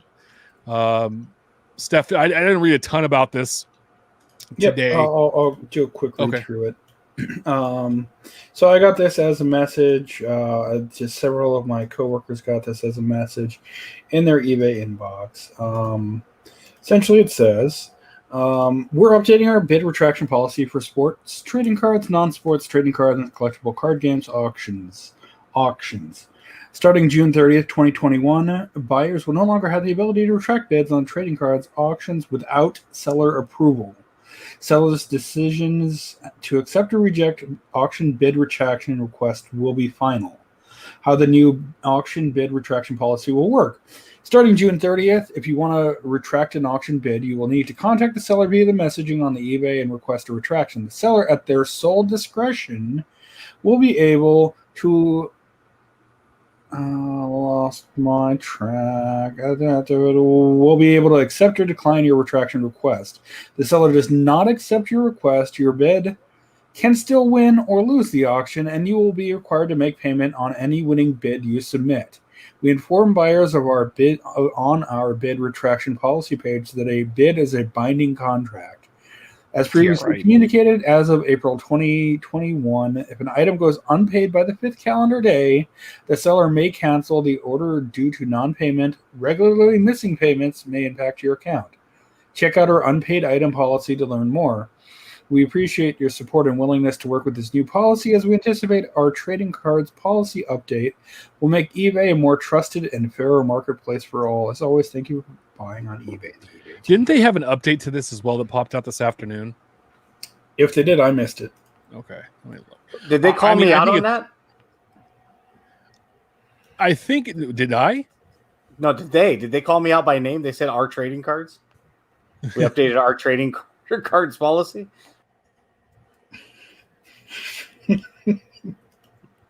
I think that one. I think that it is what it is. It's okay, but the thing is if someone puts a $5 bid in, right, and they want to retract it, and then they get sold for $5. Oh, my kid! Then they don't pay. They're going to have to enforce the non-payer more. Mm-hmm. They're going to have to crack down on it. The one issue that I could see, granted, if I'm buying from you, Tim, I need to reach out to you with any questions before I place a bid, right? Sure. The issue is, if I put a bid, there are infamous sellers on eBay like TNT, like that jackass Ted, who I think we've all bought from because he's had stuff we need, but we all know that he's not the best seller in the hobby. You mean you don't like? Hey, if you open this up, it's no longer returnable. Yeah, Stickers all over a top loader. he never ever responds to messages, and that's the problem. Is even if I reach out, hey Ted, I want to buy this, I got a question about it. Sometimes you have to put that bid in because you can't get a hold of him. I can see that being an issue where now he has the sole. Can Ben retract that bid from Ted or not now? And there's an issue. I think that's really maybe the only downfall to this. You're just going to be a little bit more cautious when you bid. Make sure you're really willing to pay for it. And I think, again, 99% of us are really good about this. Mm-hmm. I see eBay working. It's not perfect, but at least it's something to help protect sellers. They need to bring back the buyer negative feedback, crack down on non-payments, and then the buyer protection needs to be addressed. I don't know if there's a good solution to that, though. Well, and it's interesting they put this out right as they're about to launch their major, hey, use your phone to take a picture and have it automatically pre-listed app, portion of the app. That's an interesting correlation, I guess. I've heard a ton of people bitch about the new system to listing cards and how more convoluted it's become. Sure. I don't have much listed anymore. It's been up there for quite a while. I really don't care if all those auctions ended and I don't have them listed at all as far as cards go. But I have add item specifics before they become mandatory. And it's like, listen, jackass eBay, it doesn't matter if I shouldn't have to tell you it's graded or not. Look at the damn picture. It's not graded. Why do I have to add that to the item specific? If you can look at my card that's raw and say, I wonder if it's graded. Maybe you shouldn't be buying trading cards. I think it's to help sort of, filter out more stuff. I'm sure. Because so many people left that unspecified or empty previously, and so that more graded stuff. I've listed. I listed a ton before all those changes came out, so I'm kind of happy that I did that. But since then, I've listed some stuff, and yeah, it is a little bit more convoluted. But again, it's because it's a change. We all hate change, and that's the thing. And like, everybody was like, oh, it's managed payments and stuff. Okay, yeah, it's a change, but what is your other option other than to stop using it, right? Sure. So fine, stop using it or go with the change, because the change is there. It's going to happen. So you got to kind of roll with the punches. And again, it is the largest market for trading cards still. And until somebody else comes around, something else comes around to do that, and there's some fine other options, but you're gonna have to deal with it. So you can't have your cards on another free site and sell your cards for free, right? And not have any listing fees or any of that stuff. Mm-hmm. But how many eyeballs are you getting? Well, so that's what you're paying for. You're paying for the advertising and the eyeballs to look at your cards. Well, and look at Burbank, who sells. I'm pretty sure I think they're on Beckett Marketplace, if not mistaken, right? Mm-hmm. But they sell on eBay. ComC sells on eBay. Why would competitors sell on a competitor? Because you're getting more eyes. And at the end of the day, whether it's Burbank, whether it's ComC, or whether it's another medium, they're there to make money. They're there to sell cards. And if you have ComC, which is a large competitor of eBay, selling on that platform, we have to look at that and go, why would they? Well, why wouldn't they? Yeah. They're there literally to sell cards and move inventory. And if they can do that, I don't care if I've got to pay eBay fees. Mm-hmm. Not to mention, if you're not familiar with something like ComC and you see it on eBay, you might go, what is this I'm buying from? And then I get about ComC through YouTube. Yeah, they filter. Yeah, you're basically, I don't want to say stealing business, but you're redirecting business. We can't comment that we have a website, but if people just happen to find us, see, it's funny though. As a seller on eBay, you can send out emails to previous buyers to let them know of like certain things. If you keep like Tops Living, because there's a guy I've bought a handful of Tops Living from recently. Sure. Every Wednesday, hey, by the way, the new 2-card set dropped. Here's the link. I get an email through my eBay page from him. Also, too, when you sell on eBay, you guys need to go to Vistaprint, spend $5 or $10 and get the first time cart thing and buy as many business cards as you can. Do not do the back, leave it blank. When you sell a card on eBay, I always put notes, but a lot of the times I'll put notes on here. Like I sold like 80 cards on Sport Lots today to somebody, and they were all the last 19, 20, and 21 Topps flagship Cincinnati Reds cards. And I said, hey, Bob, or whatever his name was, I'm going to be opening 21 Series 2 here next week. I'm going to have team sets available. If you'd like a Reds team set, let me know. Here's all the places you can contact me, and I'll take care of you. And just tell me you found me through Sport Lots. You're using their site, and now you can build a direct customer base and say, hey, listen, every time this releases, come reach out to me. I'll hook you up, and especially if you're a returning customer. And then you can build your customer base that way and start selling that way and say, hey, like, listen, when I got stuff in that I know that's A's based, I know, hey, a guy named Ben's bought a lot of stuff from me. And now we have an email or a text thing I can set up with Ben and sell that way to him directly. And now you used eBay to find Ben, but now you guys have become internet buddies and you can sell direct to Ben. He saves some money, you save some money, and now you have this great customer relationship, and it's wonderful. I mean, because how much business have you done with Brent Williams off of eBay? I was waiting for to say that. Yeah. Hey, Brent, I saw this card on eBay. Look, can we do a deal? Yeah, dude. Here, this is the price. We'll save fees. Done. Sold. Yours. So that's it's just the thing. When you look at eBay, and I don't know what their market share is, but if we just look at what are their top 3 competitors, right? It'd be ComC, Sport Lots, and Beckett Marketplace. That's fair. Yeah, what one's strong one coming up? Instagram and Twitter. If you put those together, social media platforms. But we can't. Not strong. But we can't track those sales. Those aren't legitimate. Like Facebook, right? We don't know how much of that stuff's going through Zelle and Venmo and Cash App, and we just don't know. So if we just look at, but I'm saying we can't track it, right? No, I got so if we look at just legitimate businesses that have EIN numbers that are LLCs and corporations, right? You've got eBay as Walmart, ComC is Safeway, and then you have Sport Lots and Beckett, which would be the next 2, like Kroger and stuff like that, right? If we look at it, Aldi's. I don't know what an Aldi's is.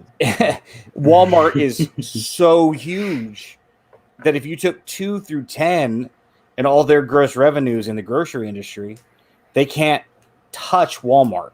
And I think that's where eBay is. I would imagine that if we're just looking at legitimate websites, not private sales through social media, I would imagine they've got to have 70+% of the market share. They got to dominate. Maybe that's low. And because they were the first one to say, hey, yeah, come sell your crap on our site.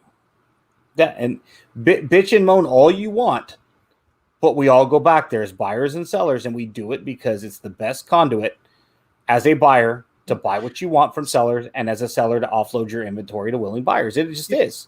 So there's stuff like I'm going through a lot of this stuff that I haven't looked at for a while for the card show, and I'm like, man, I think this would do way better on eBay than it would at the show.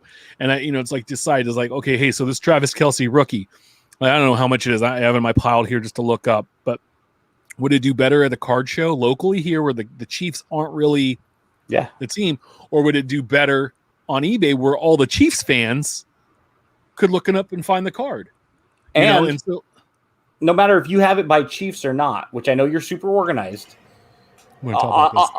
odds of me finding that Kelce card as a Chiefs fan in Sacramento at your table when we're elbow to elbow and my kids are at my knees and they're saying, Dad, let's go. And we've got, I'm hot, it's musty, I want to get out of there, versus sitting here in my air-conditioned home, watching my A's game, and I could type in Travis Kelce, hot rookies, and go, Tim's got one for $8.99.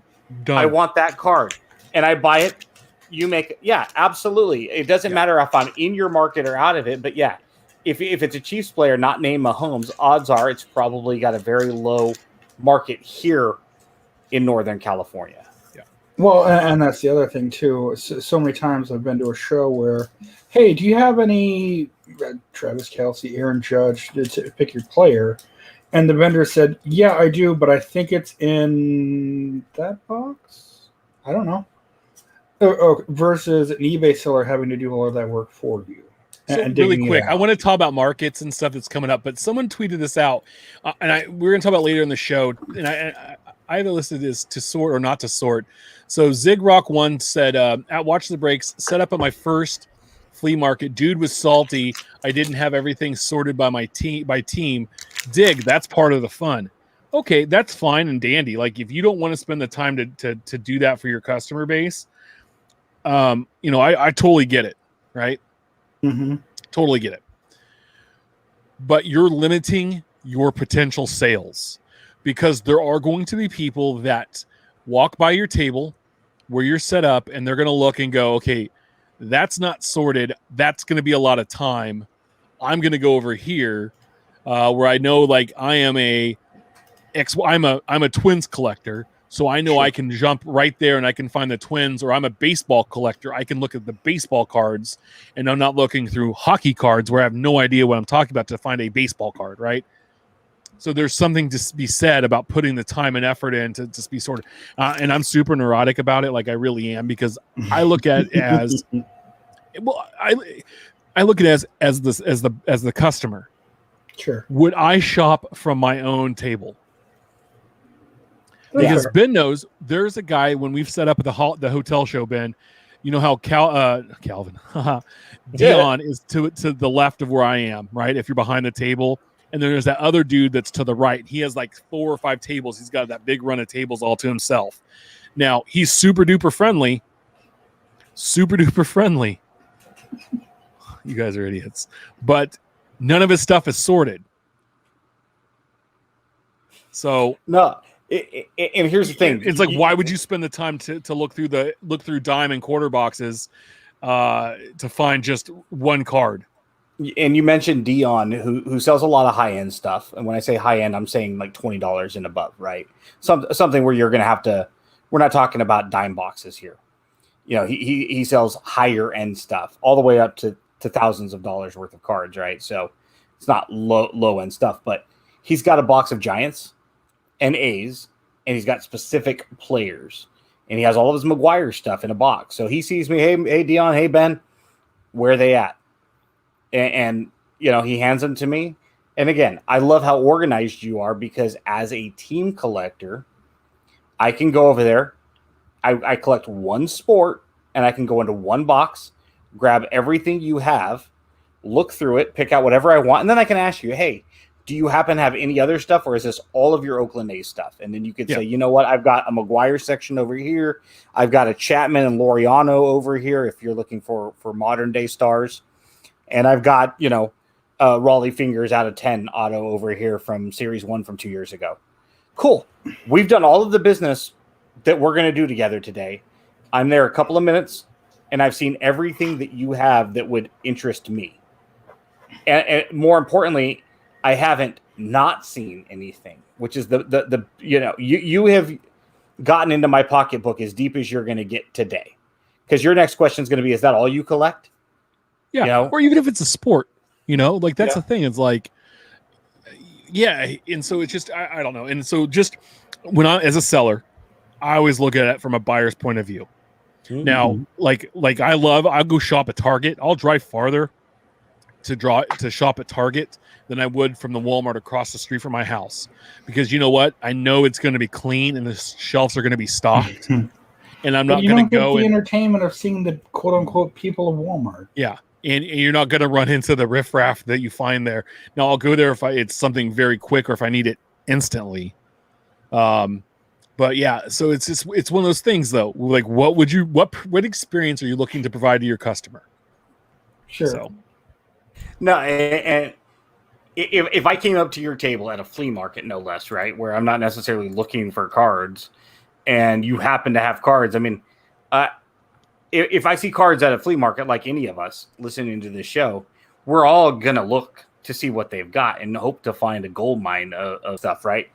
But if you're really in the hobby and not just somebody that has this stuff, like old 90s stuff from the garage, and you stick it in there, which is mostly what you see. If I identify like you're a hobbyist and you're disorganized, and I've got my kids and I'm outside and I got high blood pressure, so the heat affects me, and my kids want a Slurpee and my wife just wants to walk around for another hour and leave, I'm not digging. This is not a card show, dude. This is a flea market. What I'm going to do is, if it looks like I'm interested, I'm going to say, how much for that 5,000 count box? And when you say anything more than $10, I'm going to say, thanks. I'm going to the next guy because I'm looking for power tools and a lawnmower out here, you know, and just don't tell me to dig. It made me laugh. So you wanted to talk something about eBay in the marketplace you've seen on 87 second-year McGuire prices recently. Well, technically, you know, according to Dub on a TikTok video, a guy said that the McGuire was not issued in the base set. He was actually issued in Topps Traded. So it's card 366, right? 366. It's not T. I don't know. It doesn't go up that high. Not McGuire, because according to this guy, and he knows, he's the TikTok expert. Man, the stuff you see on the internet's awesome.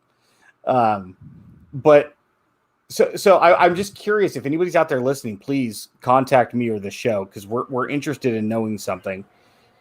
I buy lots of the 87 rookie card, second year, glorious card. You call it whatever you want to call it, but the best looking McGuire card he has. So arguably, I buy a lot of lots, and some of the lots might be 2 cards, some are 7 cards, some are 20.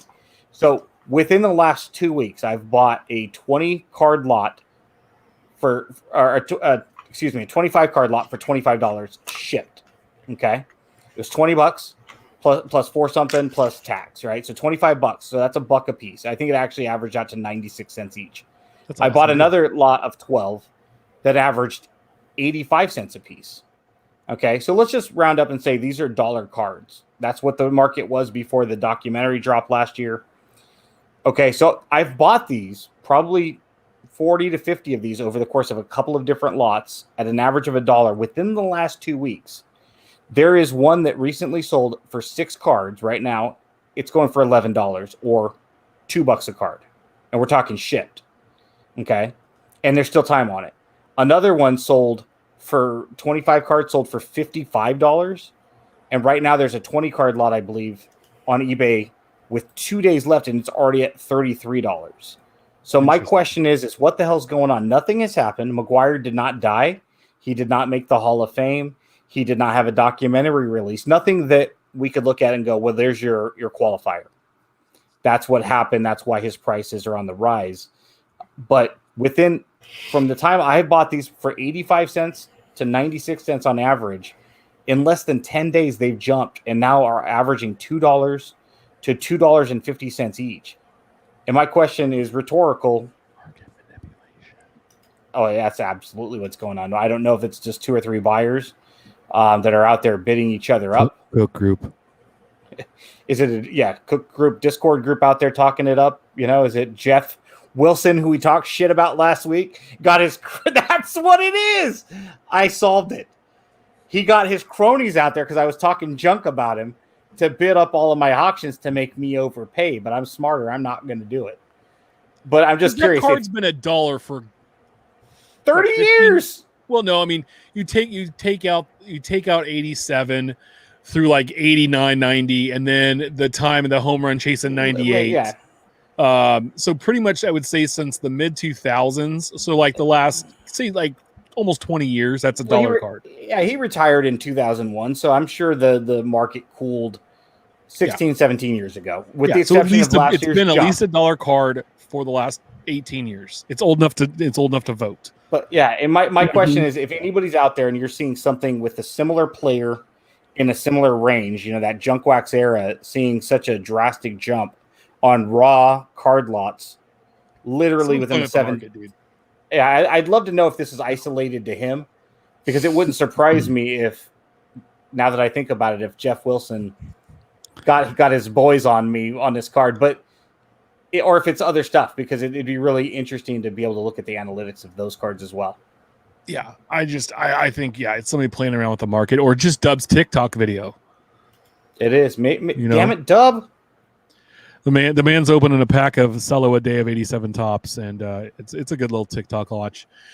So hey, there's some fake Mahomes going on. So Chief Joe 185 said, "Panini America, this Mahomes card I spent a lot of money on today. I just found out is fake. It says guaranteed by Panini, and I'm told there's no auto made of it, and it was a mistake by Panini, and it's forged. Can you help me out? Thank you in advance."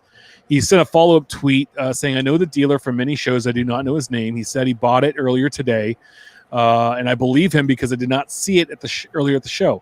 Anybody who thinks this is fake as a fake post, it's not. I got scammed. I posted on my Instagram, and that's how I found out." So it was. There's some people, other people posted the same version of this card where they had a numbered one and unnumbered one, and of Mahomes, and the autograph is terrible. It does not look good. And it was an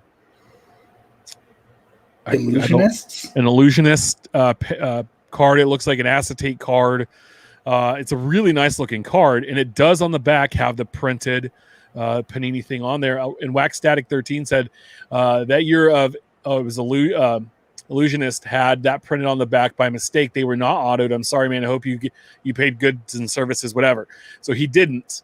But shouldn't Panini have some culpability in this? Yeah, because now it says guaranteed by Panini. There's no sticker on it, right? And anybody could write and make a fake autograph that card themselves and make a handful of bucks on it, even though it's a really bad autograph. Somebody not in the know or that doesn't have a template, or an example to look at that exact moment might say, "Hey, God, that's only a $500 Mahomes auto." Shit, well, so two things. One, always do your research, especially if you're going to make a big purchase like this. It's unfortunate in this case that the person paid outside of means that he can get his money back. But two, this kind of reminds me of the basketball set that Panini had, was it year prior, where they actually Sharpied out a portion of it because it said that they were autographed or relict or game used or whatnots. Yeah. There's some of this that's on Panini. I mean, they got to step up their whatnots. And, maybe this was intended to be a Patrick Mahomes auto that they unfortunately couldn't secure the rights, or maybe they just forgot to change the back file template and push the auto to the regular insert set. But yeah, it's unfortunate. Yeah, no, Panini is definitely culpable for this and should be held accountable for this. To your point, Steph, you got to do your homework, but at the same time, we kind of talked about this with the whole eBay retraction thing, right? Sometimes you see a deal just good enough to where I can't reach out to the seller. I got to buy it. And it's almost that whole shoot first, ask questions later. And it's too late. Yeah, you should know what you're buying, but what happens in the event that you have somebody that doesn't know. In fact, I saw this the other day. Somebody had a very rare 1997 Maguire SPX card that's about a $400 card listed at a 99-cent auction, but they mistitled it. And I had somebody reach out to me on Twitter, and they said, "Hey, what do you think about this? And should you or I reach out?" The title was close, but you're probably going to be extremely limited without fixing it, I'm assuming it's a lady because of her eBay name. But she's fixed it, and now it's going for $160 at auction right now, which is in line with where it should be. And I thanked him. I'm like, yeah, one of us, if you don't want to, I'll reach out to her and let her know that, hey, this is a rare card. But at the same time, my first thought too, you look at it and go, dang, what if I could get this card for not $160, not $400? Is it my good fortune? I mean, Tim, you had that situation at a card show, remember? With the Vlad Guerrero. And you did the right thing. You sure this is the right price? Yeah, it's the right price. You paid your money. you did all your due diligence with the seller. You weren't trying to rip them off. But yeah, there's once in a while where it's like, dang, should I let them know or should I just say, hey, it's their fault? Good for me, bad for them. But in this case, yeah, this sucks. And because it was labeled as such, but you should know what you're buying. Yeah, a little bit. So Beckett made a big announcement today. It was today or yesterday on their website. Beckett has and this was a letter, like a statement that was written by Jeremy Murray, who is the president of Beckett Collectibles. Beckett has intentionally been quiet over the last few months. That is not because we've had nothing to say or no reason to be proud. We could have been bragging about keeping our services fully open to the public without a price increase. We should have been boastful about the increasing number of new employees we've hired from around the country. We could have shown videos of our massive growth and facilities operations. Perhaps we should have commented on the numerous new companies that have popped up trying to imitate Beckett grading services, but instead we kept our heads down and continued to grade cards with accuracy and integrity that the industry expects and has come to know us for, grading fake autographs. We are equally excited to announce that we plan to fully support this show talking about the National as we have for years. Specifics are still coming together, but please know that Beckett will be on site for your grading and autograph authentication services. Additionally, we'll have our new Beckett Shield protective products on hand for purchase. With this announcement, Beckett Grading will begin prepping for the show by making a few changes to our grading service. Our plan is to make these changes temporary as we prepare for the National and focus on cards we've had in our vaults for way too long. Starting June 7th, Beckett will suspend all graded submissions other than our premium level. All orders that are submitted under the Express, Standard, and Economy level will be returned to the customer ungraded. The reason behind this decision is simply allow us to focus on the growing backlog we have and to get as many cards back to customers as possible before the National. This is not ideal for anyone, but some of our competition has done. But something our competition has done, we will now feel it's right move for Beckett.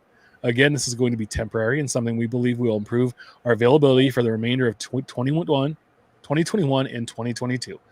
Beckett will strongly recommend all customers begin using our online submission when submitting BGS or BAS orders.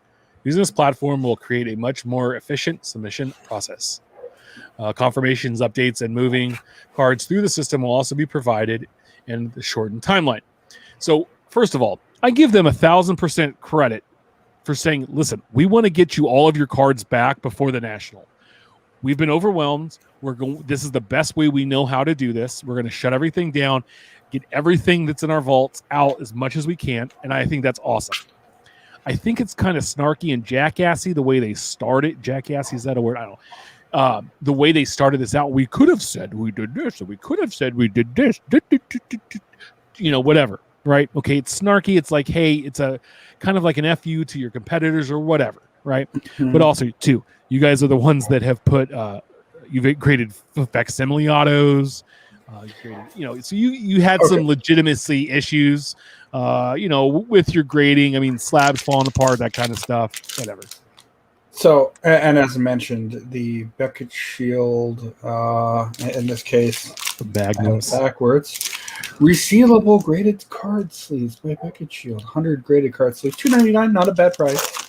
However, this number 10 Ryan Eads auto is in a superior fit pack. This is what I expected from Beckett, right? Okay. Here's a Beckett sleeve.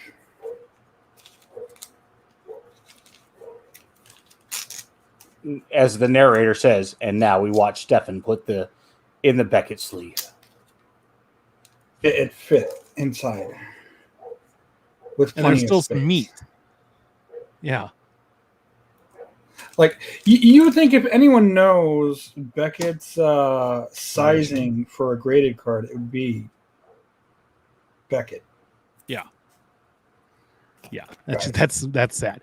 But okay, so I get it. I think clearing the deck is the smartest play they have right now. Sure. And on top of that, what I would do is if I was overseeing this whole thing, and they've had people's cards for months and months on end, is that until your cards get back to you, guess what? If you want to, here's a free login to our website, the paid services, until you get your graded cards back. Yeah. Enjoy everything we have to offer for free. When you get your cards back, your subscription will end at the end of that month or whatever it is, but you will be able to purchase it. Maybe, hey, you get a discount on it for 6 months or something to that effect. Maybe you can make some more money off these folks because they're like, oh, wow, this is a service I could really use. Mm-hmm. Yeah.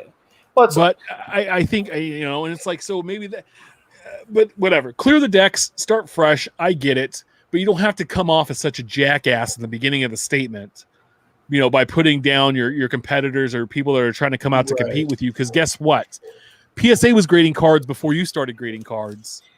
So they could do the same thing about you in imitating them. It was almost antagonistic and petty how they're going about. Well, we could have done what these guys did, but we could. Well, but why didn't you then? Yeah, and SGC wanted said to wait until the SGC sit back longest. on. They're just going, all right, boys. I got an email today though in my email box that said PWCC Vault and Beckett want to have you, and I was just like, delete. Spam. Like, I don't want anything to do with all those letters. Yeah. Yeah. Yeah. It's a good move. I mean, yeah, you could say their approach was jackassy, which it was, but at the end of the day, grading is not a necessity for this hobby. So to be able to get cards back into the hands of the collectors that submitted them, regardless of their intention with those cards, is the right move. Yeah. And allow them to do stuff. And so as we talk about this, the National's going down, right? It is. They tweeted out from their Twitter handle, they're planning the 2021 National continue to schedule. Look for a TriStar autograph list to be announced on June 8th. Which we'll cover. VIP and GA tickets, general admission tickets, will be available through their website. Full opening metrics in Illinois are continued to improve. It appears that the governor, Pritzker, will announce on June 11th the state has entered phase 5 of the reopening plan, barring any setbacks in the recovery. Phase 5 indicates all events in Illinois can take place without capacity restrictions. We're looking forward to holding the National as scheduled and seeing everyone at the 41st National July 28th through August 1st at the Donald E. Stevens Convention Center in Chicago, which is an awesome facility. And it'd be wonderful to see happen. And it's going to be insane. And I'm glad that I won't have the opportunity to go this year because I think it's going to be a massive. Oh, it's going to be massive. So many people. Personally, it's. I love going to Chicago. It's definitely one of the best, if not the best venue for the National. But not going this year means you have to wait until at least 2023. There's no offense, Atlantic City, but you just don't know how to handle. And Cleveland's out now. So, yeah. Yeah, and I'm okay with that. I think not going every year makes it more special when you do get to go. And, Sure. If you're lucky enough to go every year, then even better. So we'll keep you updated as things change there. I want to know if you guys remember if Topps had an NFT program? What is that? Yeah. The what? Yeah, it's not for you trading cards. So I put out a poll because I think we talked about this off air. Like, hey, have we heard anything about the Topps NFT thing? And I was like, dude, since it happened that first day, like I haven't heard anything. I put out, and there was like 64 people that hopped in. So not a lot of people, but has anyone here heard about the Topps NFT since they dropped? 12% said yes, 62% said no, and 25% says it was or is it a thing? Like nobody knew. So that was funny. And my buddy Darren Ravel, the hack, he had a poll as well, and he goes, he put out a poll. NFTs is collectibles, smart contracts, investments are the future, the present, the past. The future and present split at 25%. The past hit 50. He had over 5,500 votes, and he said for half of those who voted the concept of NFT after roughly 5 months, the run is over. So yeah, NFTs were awesome for a hot, quick second. It looks like, as much as I think he's a hack and an idiot. That's 5,500 people saying, yeah, like we're over it now. Well, and I think a lot of it is that being able to say, "Oh, hey, the picture that I have on my phone, I totally own 100% of it, or fractionally even then." In the even worse example, but actually being able to physically say, "Hey, I own this card," it is more tangible to the types of people that are in this industry. I just think it's funny that, like, we talked about last week how Top Shot was offering a buy one get one. Like, I bought one and put it right under my pillow, like a My Pillow from My Pillow guy.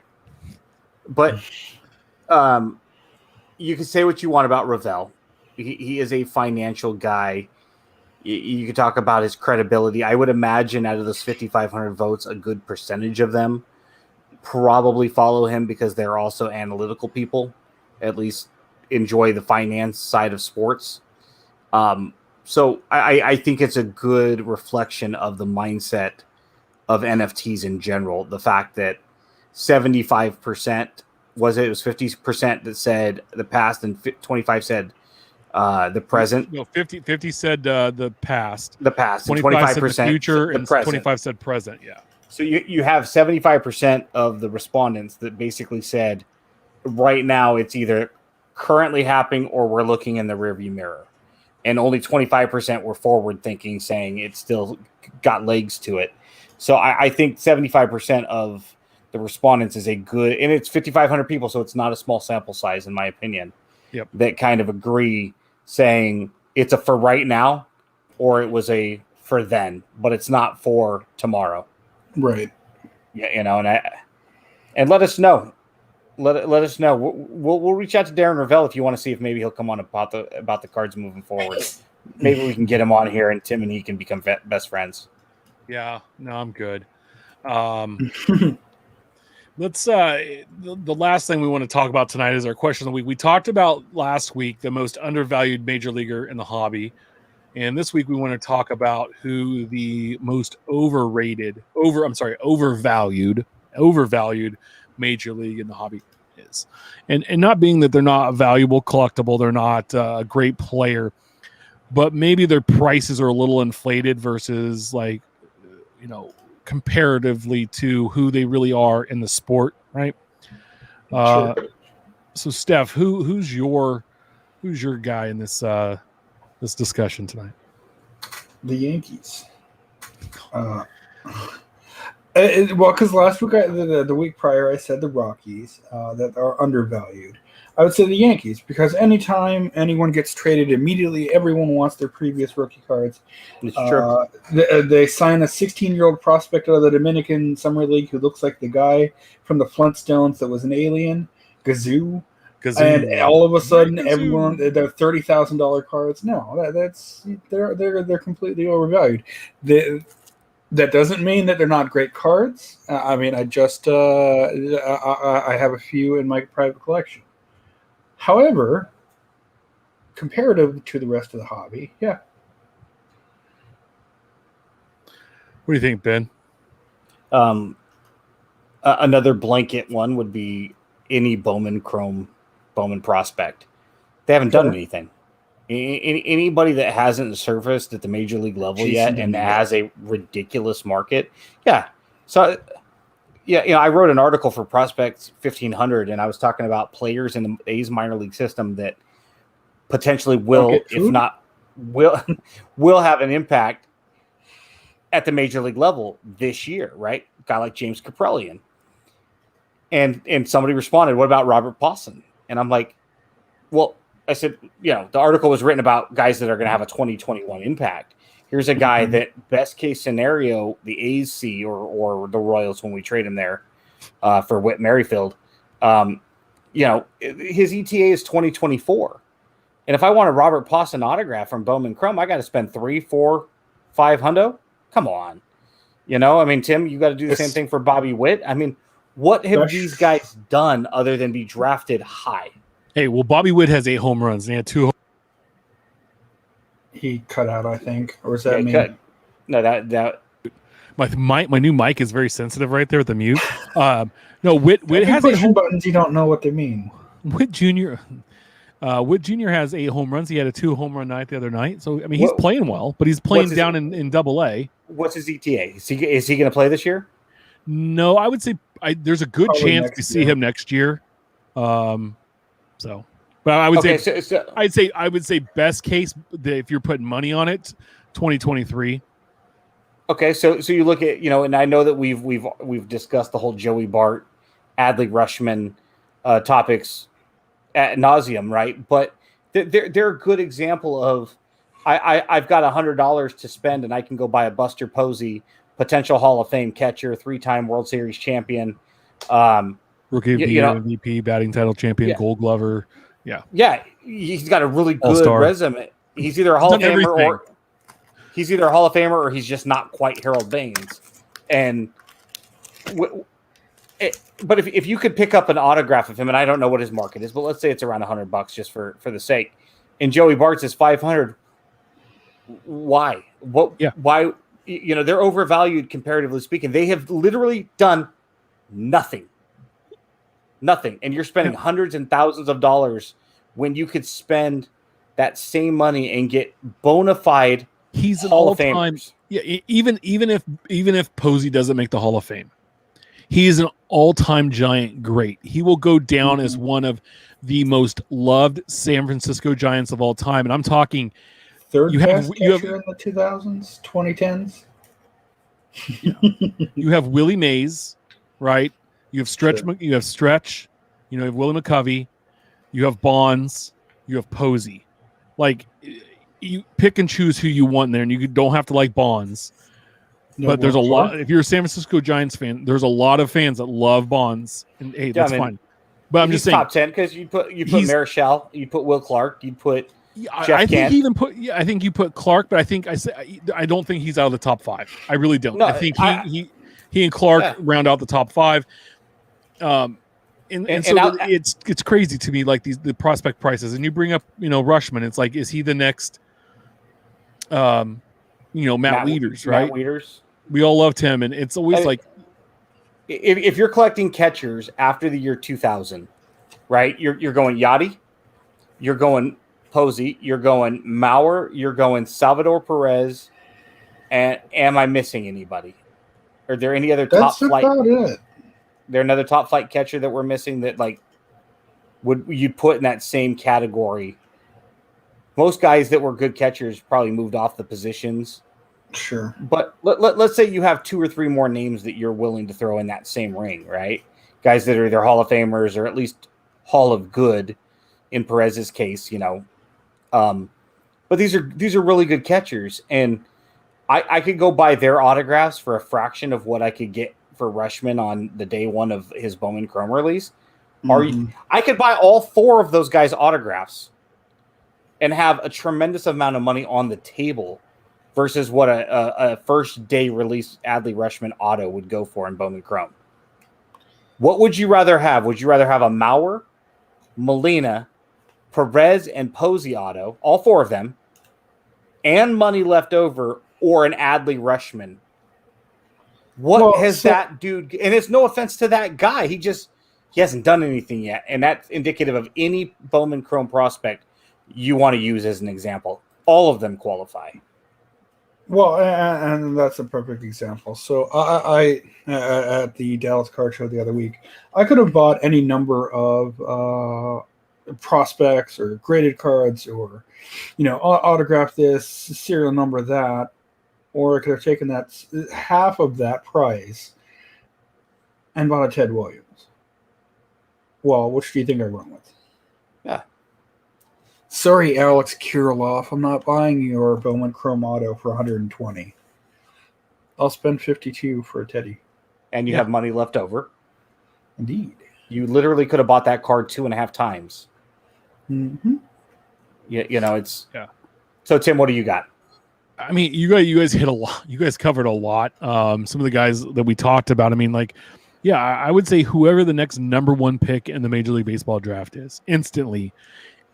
I was just looking up Spencer Torkelson's stats. He's got 3 home runs in 92 91 plate appearances. He's got 72 at bats. He struck out 22 times. He's got 18 RBIs, and he's playing A ball. He's hitting like 239. Like, if you're the number one pick, you're supposed to be like those numbers, and especially in A ball, I think should be somewhat better than that at this point with that many at bats. So, I'm not saying he's struggling. He's not the. I'd even expand it top 5. Yeah, I mean, look at Asa Lacy, one win, 2 losses, 6.75 ERA in 5 starts. Yeah, in high A.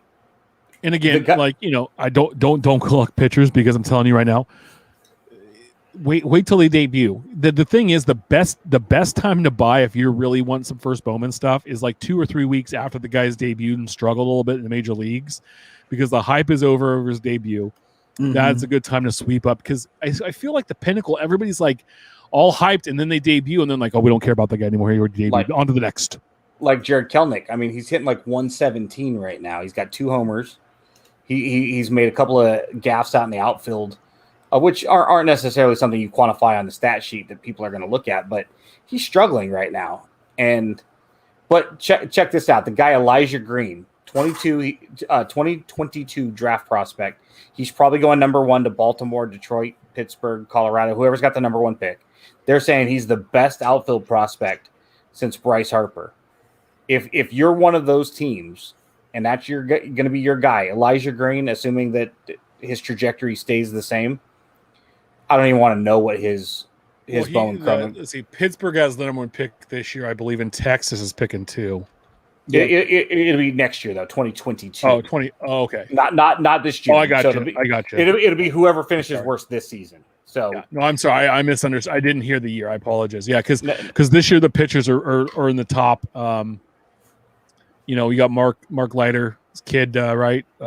Jack, and then you have Kumar Rocker, which is just a cool name. Great name. Both at Vandy, and there's a high school shortstop. But I'm just saying, yeah, whoever's the number 1, and especially if it's a pitcher, run. Currently, it's looking Baltimore, Arizona, Pittsburgh, Texas, Colorado for 2022. Minnesota, Detroit. Yeah, for next year. All within 3 games of each other. So if you're looking at that, I mean, and granted, a lot can happen. We're talking about a whole year, right? Because the MLB draft's coming up this week, or did they delay it? Because it's usually right around the 6th of June. Yeah.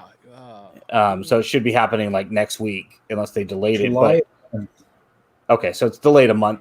You're looking at 12 to 13 months, whether Elijah Green ends up being that guy or not, who knows? But assuming he is, if he is in fact the most highly sought after guy, I mean, you're talking Trevor Lawrence is to Andrew Luck, as this kid is supposed to be to Bryce Harper. I mean, and why? What has he done? He's just a name right now. And people are going to spend stupid money on this kid for what? Well, I translate this to fantasy sports as well. I'm in a long-time dynasty league, and we have guys that drool over first-round picks, right, in our dynasty league, right, because we only draft the rookies. My favorite thing to do is to trade, after, I've won the title a couple of years in a row now, to turn around and trade my first-round pick who's late, but for a veteran that I know I can plug in and keep this team going for another couple years, and I already know the production. I'm not taking a chance on, some prospect kid, right? And everybody gets mad because I continued to do well, and it's like, well, yeah, because I'm not. One guy isn't going to change my entire team in football, right? And in baseball, that's pretty hard to do as well. It's not like basketball where one guy can really change your franchise instantly. One guy can really help out, but I think it's funny. I think we all talk about the prospecting, and it can be a fun game to play. It also can be very scary and very costly and financially burdensome. And you can get lost in it by only focusing on that, and you never enjoy what you're collecting because you're chasing the next thing. And when you're chasing one and they flame out, here, I'm going to give you some names real quick. Nick Senzel, Hunter Green, Cincinnati. just Jonathan India. These Cincinnati. I know these are Cincinnati prospects, right? Mark Appel, Astros. right? Yeah, Brady Aiken. Aiken. Yeah. I mean, dude, we could go through Carlos Rodon, right? Number 3 overall pick. We could go through Nick Gordon, Byron Buxton. You know, there's a list of all of our teams we could go through and that have had top 5 picks over the last 10 years. And you read some of these names and you're like, huh? There was in the 09 draft, there was a guy that Pittsburgh took in the top 5 named Tony Sanchez. What? Who? Whatever happened to Brian Bullington? Yeah. By the way, Mike Trout was the 22nd pick in that draft. But you know, you're some of these guys are gonna have good careers. Like I would absolutely like, you know, a guy's career that has a 9-year career and he's, you know, bouncing around the league, but he's on a team every year. And hell, that's better than, you know, there's only been 20,000, you know, in a handful of players that have ever played in Major League Baseball ever. 20,000. That's it for all of the time. It's not that many people. Yeah. So that's like, who was it here? I want to say Andrew Miller, right? I think he was an early pick. Yeah, he was a first round 6th overall pick out of North Carolina. You know, he was drafted. I think Tim broke up there, right? He did. Would you like to try again, Tim? He was drafted by the Tigers. He debuted for the Indians. Now he's with the Cardinals, and he's played 16 years. Interesting. 55 and 55 with a 4.04 ERA. Yeah, and he's got how many saves do he have? Right, he's got like 60 odd saves or something. But he's made like what, $60-70 million? Yeah, but he's been around. He's played for 16 years, right? We remember him with those Indian teams. Like he was an awesome guy. Cleveland, sure. The bullpen, yeah. And so it's like he's had a really good career, but he was never like we think the 6th pick would be a game changer, and he's not been like a super game changer. He's been a very, you know, decent pick. Like Luke Hochevar was the number 1 pick by the Royals. They lucked in. They got the number 1 pick. He didn't sign with the Dodgers the year before, and they draft Hochevar, and he's this big giant guy. He's going to be this ace for us. He ends up coming in. He's a middle reliever, setup type guy for the Royals because he doesn't turn into a starter, and he helps win a World Series. Yeah, no, that's awesome. But he didn't have the career that you would see with a number 1 overall pick. Most comparable, Mike Remlinger and Norm Charlton. And that's a good career. Good for him. But yeah, I mean, think about this. Next year's 1st overall pick. Not that what we know of him, what he turned out to be, but what he was at the time he was drafted. Number 1 overall pick next year is Delman Young. Imagine what his card prices would look like. Oh, if he was drafted number 1 overall based on that potential. God, you're talking about upper, you know, hundreds, maybe low thousands, especially when you get into the refractors.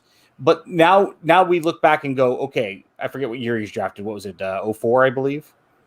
Somewhere in there.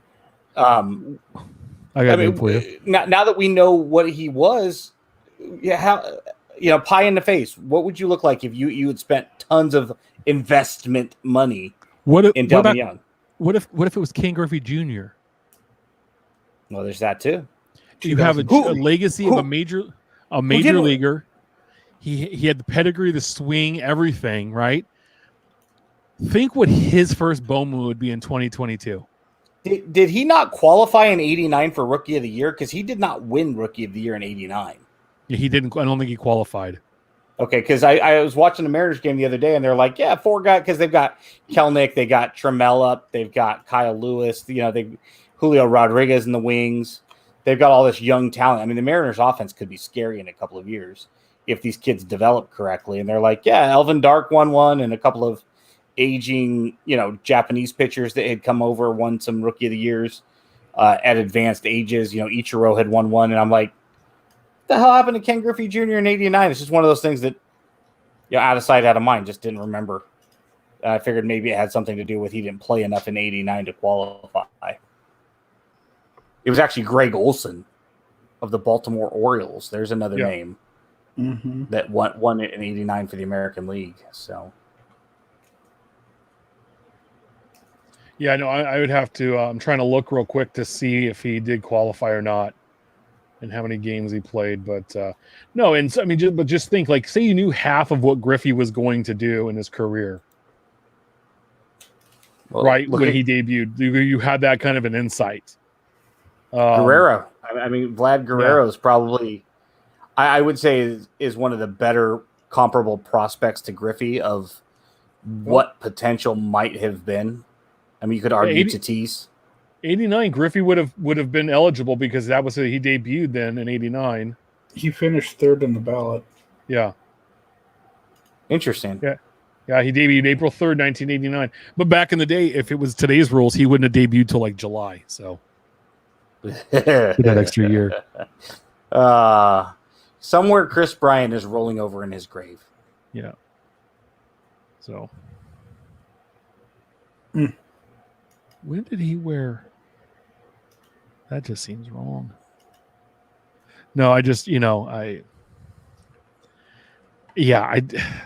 there's so much, and we're over 2 hours now, but it's a fun question to have and hear out what everybody, thinks about Overvalued and where it is, and I don't think we're wrong. And if you like prospecting, hey, that's fine. But I'm just telling you, it can be a dangerous game to live and play. So, guys, any final thoughts before we head out tonight? Not that I can think of. No, tag us on Twitter at About the Cards, or Instagram. Or Instagram if you got an underrated from last week or overrated guy that you think is severely, not marginally, but severely underrated or overrated based on where you think he should be, comparatively speaking. We'd love to see your thoughts. Most definitely. Remember, we are live every Wednesday, 8 p.m. Pacific. 10 Central. On YouTube. Make sure to subscribe and review our show on all platforms. Give us that little thumbs up. We love those. You can always follow us on Twitter and now Instagram at About the Cards. Follow Ben at Our Trading Cards. Follow Steph at Junkwax Twins. You can always follow me at Big Shep 79.